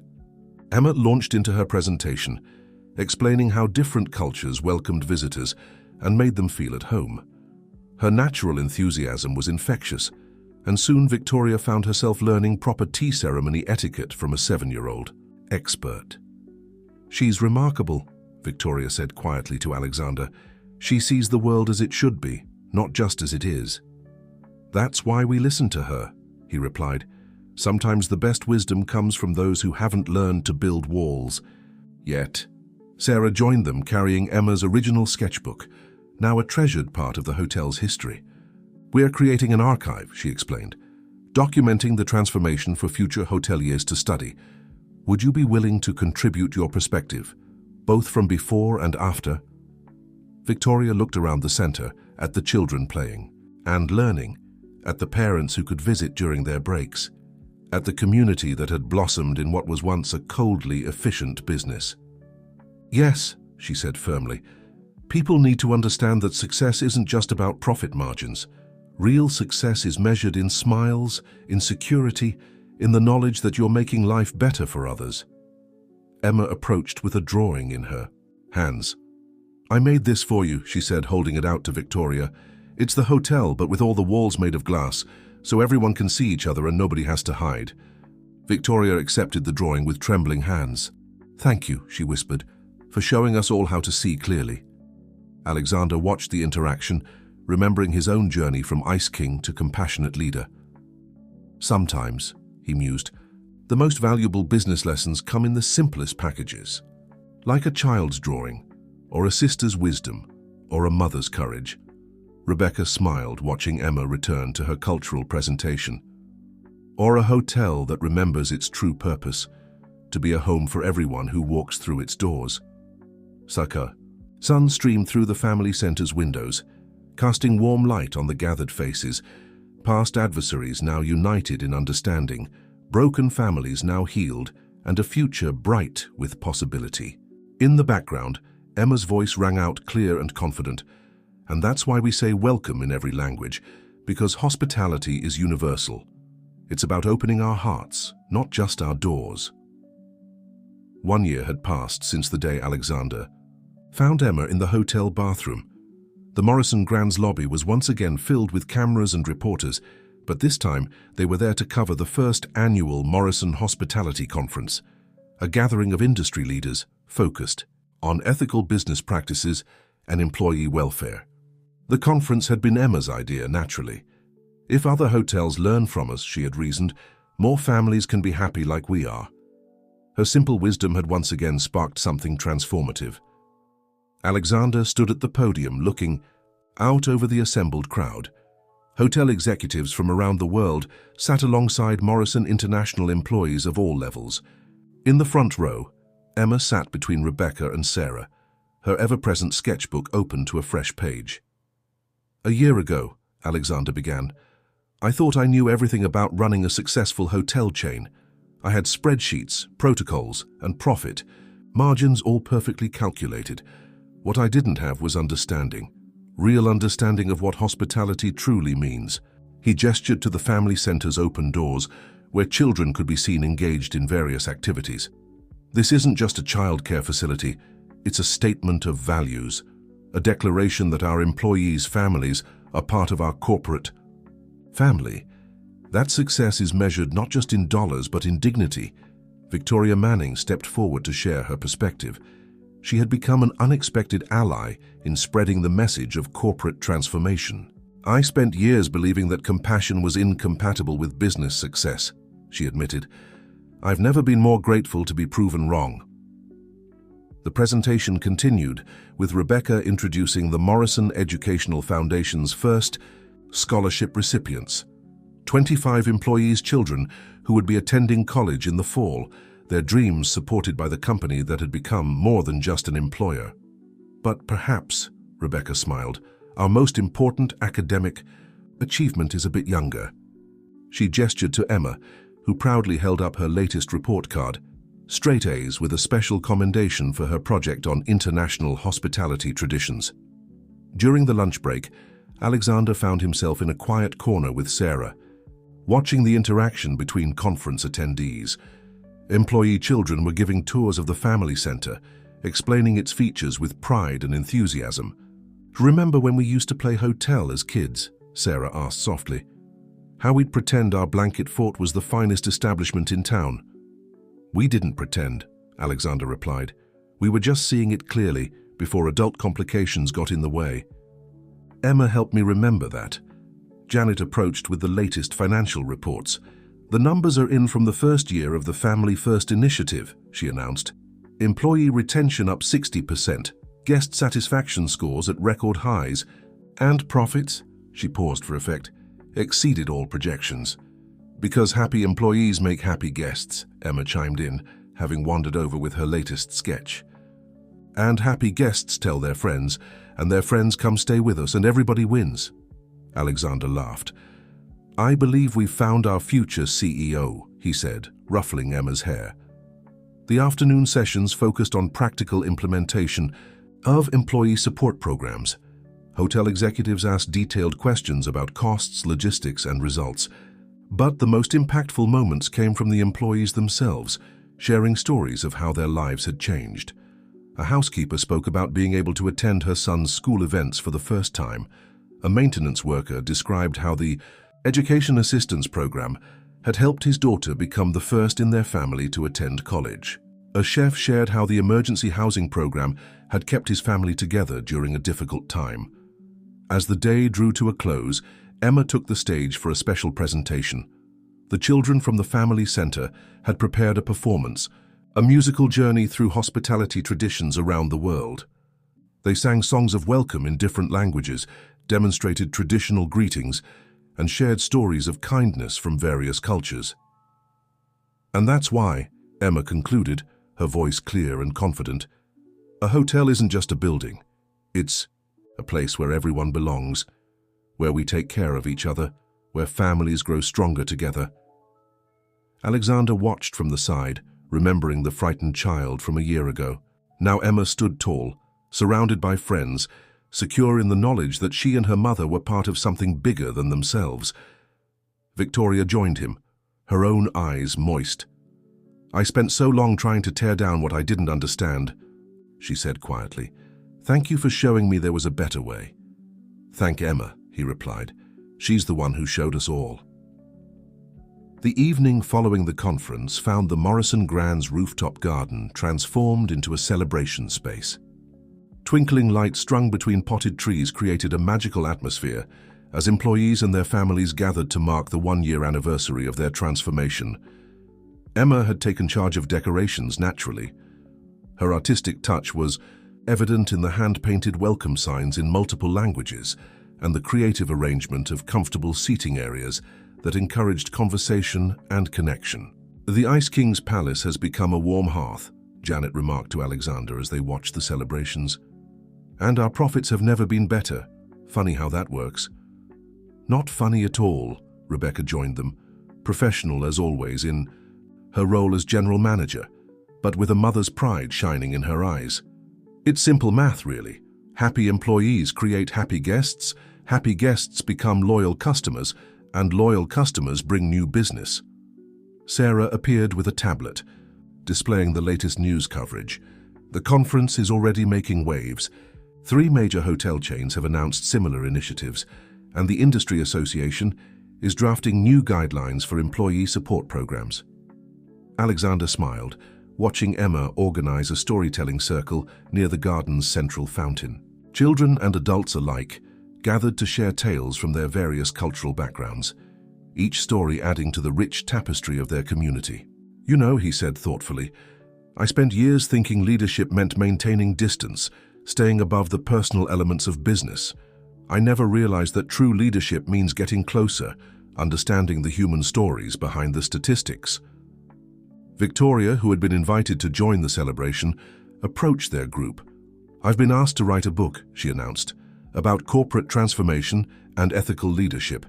They want to use Morrison International as the central case study." "You should interview Emma," Sarah suggested with a laugh. "She's the real architect of all this." As if summoned by her name, Emma bounced over, excitement radiating from her face. "Alexander, Mom, come quick, we're doing something special." They followed her to the storytelling circle, where the children had arranged themselves in a pattern. On Emma's signal, they began a performance they had secretly prepared, a narrative told through movement and words about the hotel's transformation. One child played Alexander, walking stiffly and checking spreadsheets. Another was Emma, hiding, but hopeful. Others represented Rebecca, Sarah, Janet, and even Victoria.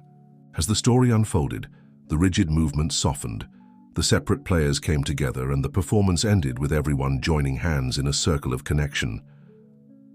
"You see," Emma explained to the applauding audience, "that's what happened. Here, we all learned to be part of the same story."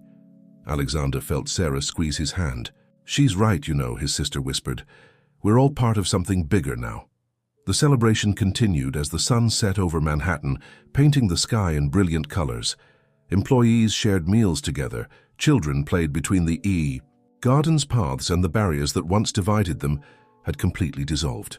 Rebecca found a quiet moment with Alexander near the rooftop's edge. "Thank you," she said simply, "not just for helping us, but for being willing to change, for showing that it's never too late to choose a different path." "I should be thanking you," he replied. "You and Emma showed me what I'd forgotten, that true success isn't built on protocols and profit margins. It's built on people, on family, on the courage to care." Their conversation was interrupted by Emma's voice, rising above the gentle murmur of the celebration. She had gathered everyone for a special moment. "1 year ago," she announced with the poise of a natural leader, "this hotel started becoming what it was always supposed to be, a place where everyone belongs, where no one has to hide or be afraid, where we're all family." She held up her original sketchbook, its pages now worn with use and love. "My first drawing was just a dream, but look around. The real thing is so much better, because it's not just a building anymore, it's a home, our home." The gathered crowd applauded, many wiping tears from their eyes. Alexander looked around at the family he had found and rediscovered, at Sarah, who had helped him remember who he used to be, at Rebecca, who had shown him the strength of a parent's love, at Janet and Claire, who had embraced the change with open hearts, at Victoria, who had found redemption through understanding, and at Emma, the catalyst who had started it all. "You know what the best part is?" Emma continued, her green eyes sparkling in the twilight. "This is just the beginning, because when you build something with love, it keeps growing and growing, just like a family." As the stars began to appear above the Manhattan skyline, the Morrison Grand stood as a beacon of transformation, not just a luxury hotel, but a testament to the power of compassion, the strength of community, and the simple wisdom of a child who dared to dream of a better way. The morning sun streamed through the windows of Emma's new bedroom, illuminating the wall covered with her artwork.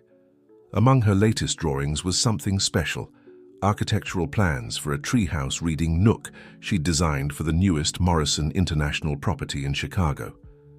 "Emma," Rebecca called from the kitchen of their comfortable apartment, just 2 blocks from the Morrison Grand, "don't forget your presentation materials." Today was a big day. Emma had been invited to speak at a special assembly at her school about corporate social responsibility. The fact that a 9-year-old was giving such a presentation might have seemed unusual, but Emma had become something of a celebrity in the business world. As she gathered her materials, Emma paused to look at the family photos on her desk. There she was with her mom at her school's honor roll ceremony. Another showed her with Alexander and Sarah at the family center's first anniversary celebration. A third captured a moment from Victoria's latest visit, where she'd helped Emma develop a children's program about business ethics. At the Morrison Grand, Alexander stood in the lobby, watching the morning rush with satisfaction. The space hummed with positive energy, employees greeting each other warmly, children heading to the family center for before-school activities, guests commenting on the unique atmosphere of welcome that permeated the hotel. Sarah joined him, coffee in hand. "Ready for the big announcement?" He nodded, patting his jacket pocket where an important document waited. After months of preparation, Morrison International was about to launch its most ambitious initiative yet, the Global Family Alliance, a partnership between hotel chains worldwide to implement employee support programs and ethical business practices. The legal team just finished reviewing the final agreements, Janet reported, approaching with her ever-present tablet. 23 hotel groups have signed on as founding members. Victoria's corporate ethics program will be a cornerstone of the training requirements. The lobby's energy shifted as Rebecca and Emma arrived. Emma wore her school uniform with a special edition, a professionally made name badge identifying her as Junior Hospitality Consultant. The title had been Alexander's idea, acknowledging her ongoing contributions to the company's evolution. "There's my favorite consultant," he greeted her warmly. "Ready for your big speech?" Emma nodded confidently. "I'm going to tell them about how one person can make a difference, even if they're small, and how sometimes the best way to solve big problems is to think about what families need." "Speaking of families," Sarah interjected with a smile, "we have a surprise for your presentation." She gestured toward the entrance, where a group of children and parents from various Morrison International properties had gathered. They had flown in from hotels across the country to support Emma's presentation, each with their own story of how the Family First initiative had changed their lives. "We thought you might like some real-life examples for your speech," Rebecca explained, watching her daughter's face light up with joy. Emma rushed to greet her friends, the son of a Miami hotel chef who was now attending advanced culinary classes, the daughter of a Chicago housekeeper who had won a national art competition, the twins from Boston whose father's engineering degree was being funded by the Education Foundation. As the children chatted excitedly, Alexander observed the scene with satisfaction. The Morrison Grand had become more than just a luxury hotel. It was the heart of a movement, a proof that business success and human compassion could not only coexist, but thrive together. Victoria arrived, carrying copies of her newly published book, The Heart of Hospitality, A Journey from Profit to Purpose. Emma's story featured prominently in the first chapter, setting the stage for a comprehensive exploration of corporate transformation. "The advance orders are exceptional," Victoria reported. "Every business school in the country wants it for their ethics curriculum, but more importantly, it's inspiring real change. I've been invited to consult with companies across various industries, all looking to implement similar programs." As they prepared to leave for Emma's school, Alexander gathered everyone for a moment. "Before we go, I want to share something with all of you. The Global Family Alliance isn't just about hotels. It's about changing how businesses think about their responsibilities to employees and society." He turned to Emma. "And it all started because one brave little girl showed us what we'd forgotten. That true hospitality begins with taking care of our own." Emma smiled, reaching for her mother's hand. "That's what I'm going to tell my class today, that sometimes the biggest changes start with the smallest things, like being kind or sharing a story, or believing that people can be better if you give them a chance." Sarah wrapped an arm around her brother's shoulders. "Out of the mouths of babes," she said softly. "Dad would be so proud of what we've built here." "What we've all built together," Alexander corrected, looking around at the family that had grown far beyond blood ties. "Every single person in this hotel has contributed to this transformation." As they headed out to Emma's school, the Morrison Grand stood proud in the morning sun. Not just a luxury hotel, but a beacon of change, a testament to the power of compassion, and a reminder that the greatest success stories often begin with a simple act of kindness. Emma's school auditorium was packed.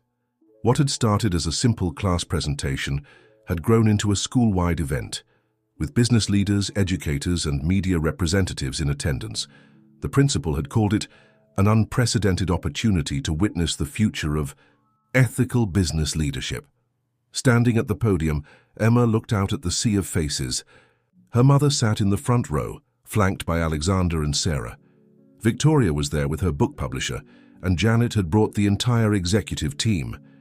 But what made Emma's heart truly soar was seeing the families from Morrison International, properties across the country, all the children whose lives had changed alongside hers. "A year and a half ago," she began, her clear voice carrying through the auditorium, "I was hiding in a hotel bathroom because my mom and I had nowhere else to go. I was scared and hungry, and I thought no one would ever help us."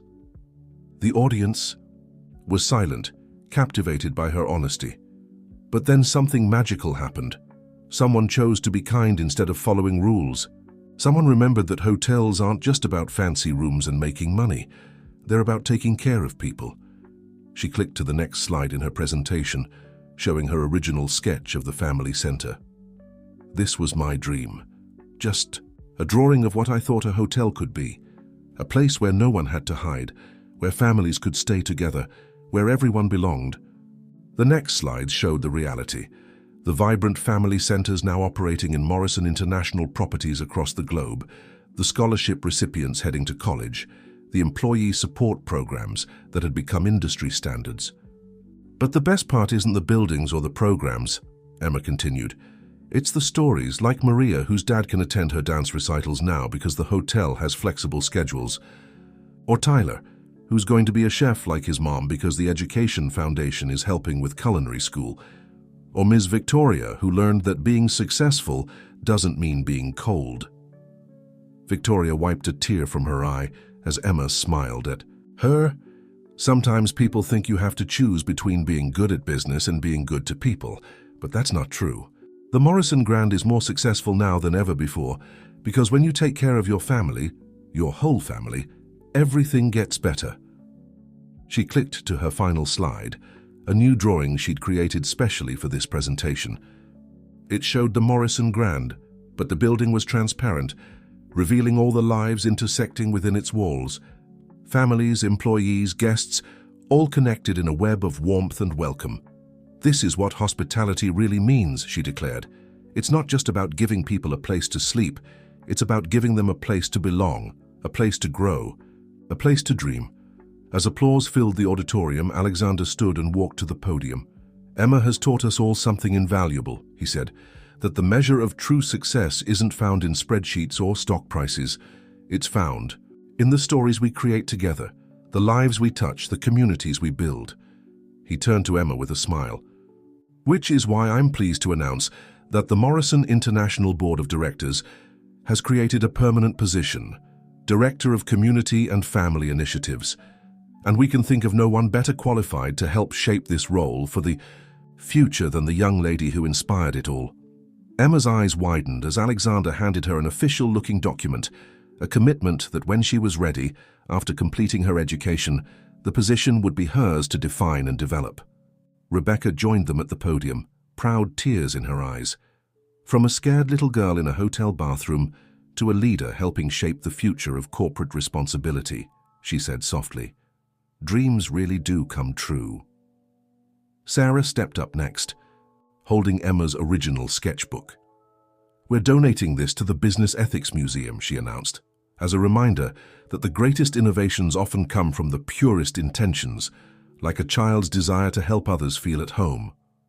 As the ceremony concluded, Emma found herself surrounded by well-wishers. Children from the various family centers presented her with a special gift, a massive collaborative artwork featuring drawings from kids at every Morrison International property, all showing what home meant to them. Later that evening, back at the Morrison Grand, a celebration filled the rooftop garden. Employees and their families gathered under the stars, sharing stories and dreams. The hotel hummed with the energy of possibility, of lives transformed and futures brightened. Emma stood at the railing with Alexander, looking out over the city lights. "You know what the best part is?" she asked thoughtfully. "What's that?" "This story isn't over. It's just beginning. Because every time someone new comes to the hotel, whether they're an employee or a guest, they become part of it too. And it keeps growing and growing." Alexander smiled, remembering the cold, efficient businessman he'd once been. "You're right," he agreed. "The best stories never really end. They just keep touching more hearts, changing more lives, inspiring more dreams." Below them, the Morrison Grand stood proud against the night sky, its windows glowing with warmth and welcome. Not just a luxury hotel, but a beacon of hope, a testament to the power of compassion, and a reminder that sometimes the greatest transformations begin with the smallest acts of kindness. And somewhere in the building, another story was surely beginning. Another life about to change, another dream about to take flight. Because that's what happens when you build something with love. It never stops growing, never stops welcoming, never stops transforming lives. It just keeps going, one heart at a time, creating a legacy of love that would ripple out into the world, touching lives far beyond the walls of a single hotel, proving that true hospitality isn't just about where you stay. It's about who you become along the way. The Morrison Grand's newest initiative was taking shape in an unexpected way. The hotel's vast kitchen, usually reserved for preparing gourmet meals for guests, had been transformed into a bustling classroom. Emma's latest idea had blossomed into the Future Chefs Academy, a program where employees' children could learn culinary skills from the hotel's master chefs. Remember, Chef Miguel instructed the eager young students, hospitality starts with food. When we prepare a meal with love, we're not just feeding bodies, we're nurturing souls. Emma stood at her workstation, carefully decorating a cake she'd baked under the chef's guidance. Her creation was themed around the hotel's transformation, each layer representing a different aspect of their journey. The bottom layer featured tiny, fondant figures of hotel staff. The middle showed children playing in the family center, and the top displayed a heart-shaped Morrison logo. Alexander watched from the doorway, amazed at how the program had evolved. What started as a simple cooking class had become a bridge between generations, cultures, and dreams. Children of housekeepers were learning alongside children of executives, all united by their love of food and hospitality. "Your idea is spreading," Sarah said, joining him. "3 other hotel chains have contacted us about implementing similar youth programs." Rebecca approached, wiping flour from her hands. She'd joined today's class to learn her daughter's latest passion. "The parents are reporting improved grades in science and math," she noted. "Apparently, practical application of measurements and chemistry makes learning more engaging." Victoria arrived with a film crew. They were documenting successful corporate responsibility programs for her next book. "This is exactly what we need to show," she said excitedly. "Real, tangible examples of how business can enrich communities." The kitchen buzzed with activity as children created dishes from their various cultural backgrounds. There was Maria teaching others her grandmother's empanada recipe, while Tyler demonstrated the proper technique for making French macarons he'd learned from his mother. "You know what's really special about cooking?" Emma asked, addressing her fellow young chefs. "It's like what happened with the hotel. When you mix different ingredients together with care and attention, you create something new and wonderful that's better than the parts alone." Janet entered with news that made everyone pause. "The Culinary Institute of America wants to partner with us," she announced. "They're offering scholarships to Future Chefs Academy graduates who want to pursue professional training." Alexander watched as the children's eyes lit up with possibility. Another door opening, another dream becoming achievable. The Morrison Grand had become more than a luxury hotel. It was an incubator of hopes and aspirations. "Mom," Emma called out, putting the finishing touches on her cake, "I think I finally figured out what I want to be when I grow up." "Oh?" Rebecca smiled, already guessing where this was heading. "I want to be everything," Emma declared. "A hotel manager like you, a business leader like Alexander, a teacher like Sarah, and a chef like Miguel. Because that's what hospitality is about, bringing all the good things together to make people happy." Chef Miguel wiped a tear from his eye, pretending it was just onion juice. "Pequeña," he said softly, "you already understand more about hospitality than most people learn in a lifetime." As the afternoon progressed, the kitchen filled with the aroma of success, fresh-baked bread, simmering sauces, and most importantly, the sweet scent of dreams taking flight. Each dish prepared was a story. Each recipe shared was a bridge between hearts. "You've created something magical here," Victoria told Alexander. "These children aren't just learning to cook, they're learning to care, to create, to connect." Alexander shook his head, smiling. "I didn't create this," he replied. "Emma did. I just learned to listen to the wisdom of a child who never forgot what really matters." The day concluded with a feast, families gathering to share the fruits of their children's labor. The hotel's grand dining room had never felt more alive, more genuine, more true to the spirit of hospitality. As Emma presented her multi-layered cake, cutting the first slice for Chef Miguel, she explained its symbolism to the gathered crowd. "See, it's like our hotel family," she said. "Each layer is different, but they all work together to make something beautiful. And the heart on top? That's because love is always the most important ingredient." The Morrison Grands Conference Center had been transformed into an international hub of hope. Delegates from hotels across the globe gathered for the first World Hospitality Summit, focused not on luxury amenities or profit margins, but on the human side of the industry. Emma, now recognized as the unofficial heart of hospitality, had been asked to open the session. She stood at the podium, her green eyes scanning the diverse crowd of industry leaders, employees, and families who had traveled from every corner of the world to be part of this revolutionary movement. "When I first came to this hotel," she began, her voice clear and confident, "I thought I was just looking for a place to stay. But what I really found was a truth that many had forgotten, that hotels aren't just buildings.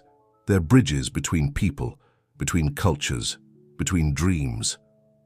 The summit's theme, Building Bridges of Hope, was displayed on massive screens accompanied by images from Morrison International's transformation.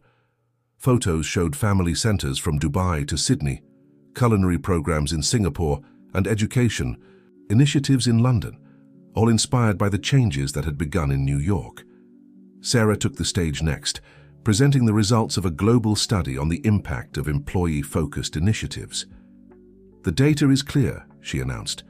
"When we invest in our hotel families, we create ripples of positive change that extend far beyond our properties." The presentation included video messages from employees worldwide. A housekeeper in Tokyo spoke about how the education program had helped her son attend university.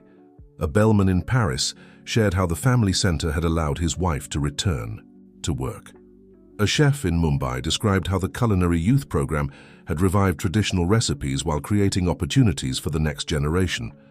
Alexander watched from the sidelines, marveling at how far they'd come. Victoria joined him, her newest book, Global Hearts: The Future of Compassionate Business, already topping bestseller lists. "Did you ever imagine," she asked, "that breaking protocol to help one child would lead to all this?"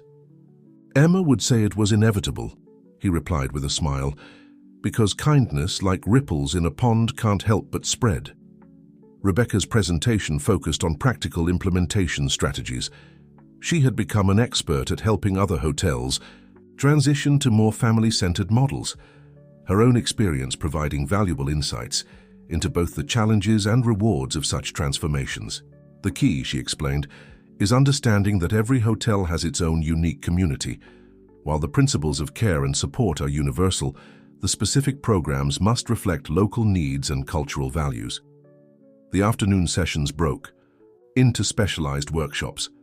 Emma led a youth forum where children from different countries shared their visions for the future of hospitality. Their ideas, unrestrained by traditional business thinking, sparked innovations that had seasoned executives taking notes. "You see," Emma told her young colleagues, "that's the secret Alexander taught me. Sometimes the best way to solve big problems is to look at them with a child's heart, seeing not what is, but what could be." Janet's financial presentation silenced any remaining skeptics.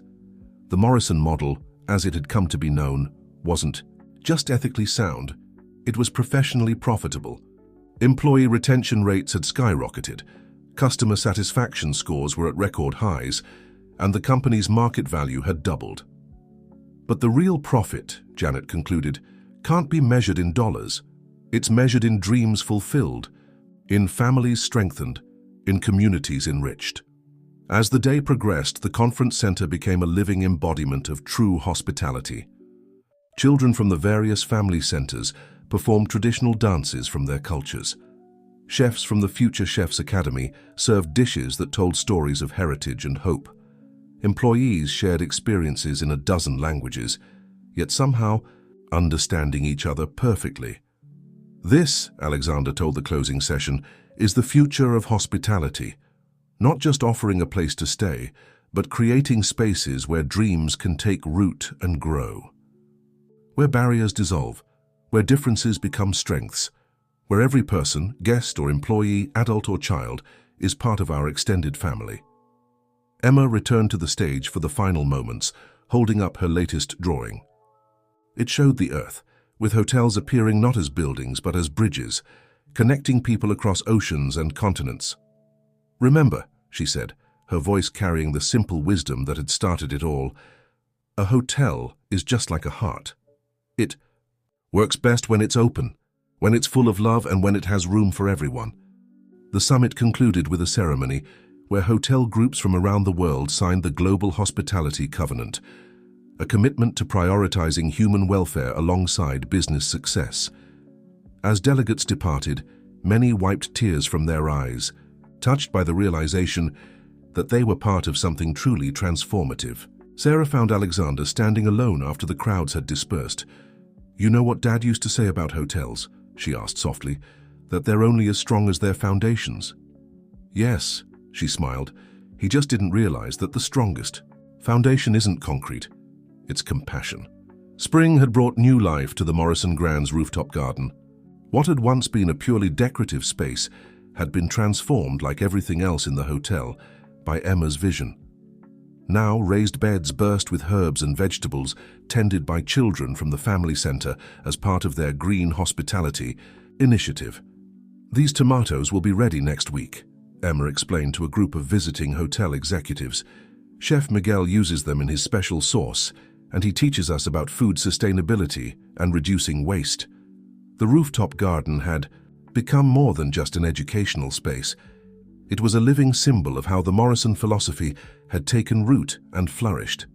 Each plant was carefully labeled with its name in multiple languages, reflecting the hotel's international family. Rebecca watched her daughter leading the tour with pride. Emma had grown so much, not just in height, but in confidence and understanding. She was no longer the scared child hiding in a bathroom. She had become a bridge builder, a dream weaver, a catalyst for change. "She's remarkable," one of the executives whispered to Alexander. "How old is she now?" 9.5, he replied, with a smile. "Going on 40 in wisdom, but thankfully still 9.5 in joy and wonder." Sarah approached with exciting news. "The United Nations wants to feature our program in their Sustainable Development Conference. They're particularly interested in how we've integrated environmental education with family support services." The garden had become a gathering place for the hotel community. Housekeepers picked fresh herbs for their family meals, chefs conducted lessons on farm-to-table cooking, and children learned about nature's cycles while tending their assigned plots. Victoria, who had been documenting the garden's development for her next book, captured a beautiful moment as Emma helped a younger child plant her first seedling. "See," Emma was saying, "you have to be gentle but not afraid. Plants are like people. They need care and attention, but they also need space to grow their own way." Janet joined the group, tablet in hand as always, but now her statistics told a different story. "The garden program has reduced our food costs by 15%, improved our sustainability rating, and created a new revenue stream through educational tourism." "But the real harvest," Alexander added, "isn't measured in dollars or ratings." He gestured to where children of different backgrounds worked together, sharing stories and dreams as they tended their plants. A small stage had been set up in one corner of the garden for today's special event. The Future Chefs Academy was hosting its first garden-to-table celebration, where children would prepare dishes using ingredients they had grown themselves. Emma took the microphone, her green eyes sparkling with excitement. "Welcome to our garden," she began. "Like our hotel, it's a place where different things come together to create something beautiful. Just as different plants help each other grow stronger, different people make our hotel family stronger." Chef Miguel demonstrated how to harvest herbs properly, explaining how each plant contributed to the hotel's cuisine. The children followed his instructions carefully, their small hands gentle with the fragrant leaves. "You know what I love about gardening?" Emma asked as she helped collect basil for pesto. "It teaches you patience. You can't rush a plant to grow faster, just like you can't rush people to change. You just have to provide the right conditions and trust in the process." Alexander reflected on how this wisdom applied to their own journey. The transformation of Morrison International hadn't happened overnight. It had grown gradually, naturally, nurtured by compassion and understanding. Sarah organized the children into teams for the cooking demonstration, making sure each group had a mix of ages and backgrounds. That's another lesson from the garden, she noted. Diversity makes everything stronger. As the afternoon progressed, the rooftop filled with the aromas of fresh herbs and cooking food. Parents arrived after their shifts, joining their children in creating meals that told stories of heritage and hope. Victoria captured it all for her book: the laughter, the learning, the bonds being formed over shared gardens and shared dreams. "This," she said, gesturing to the scene, "is what sustainable business looks like. Not just environmental sustainability, but human sustainability." Emma stood at the garden's edge as the sun began to set, her hands dirty from working in the soil. "You know what's amazing?" she asked Alexander, who had joined her. "A seed is such a tiny thing, but it can grow into something huge and wonderful, just like ideas." He looked at her thoughtfully. "Like the idea of a little girl who believed hotels could be more than just buildings." She nodded, smiling. "And now look, we're growing more than just plants up here, we're growing hope." The garden continued to buzz with activity as evening approached.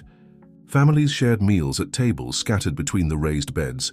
Children proudly served dishes they had helped prepare, and the barriers that once divided people had dissolved like morning dew in the sunshine. Rebecca joined them, wrapping an arm around Emma's shoulders. "You've created something magical here, sweetheart." "We all did," Emma corrected. "That's what makes it special. Just like in the garden, everything grows better when we work together.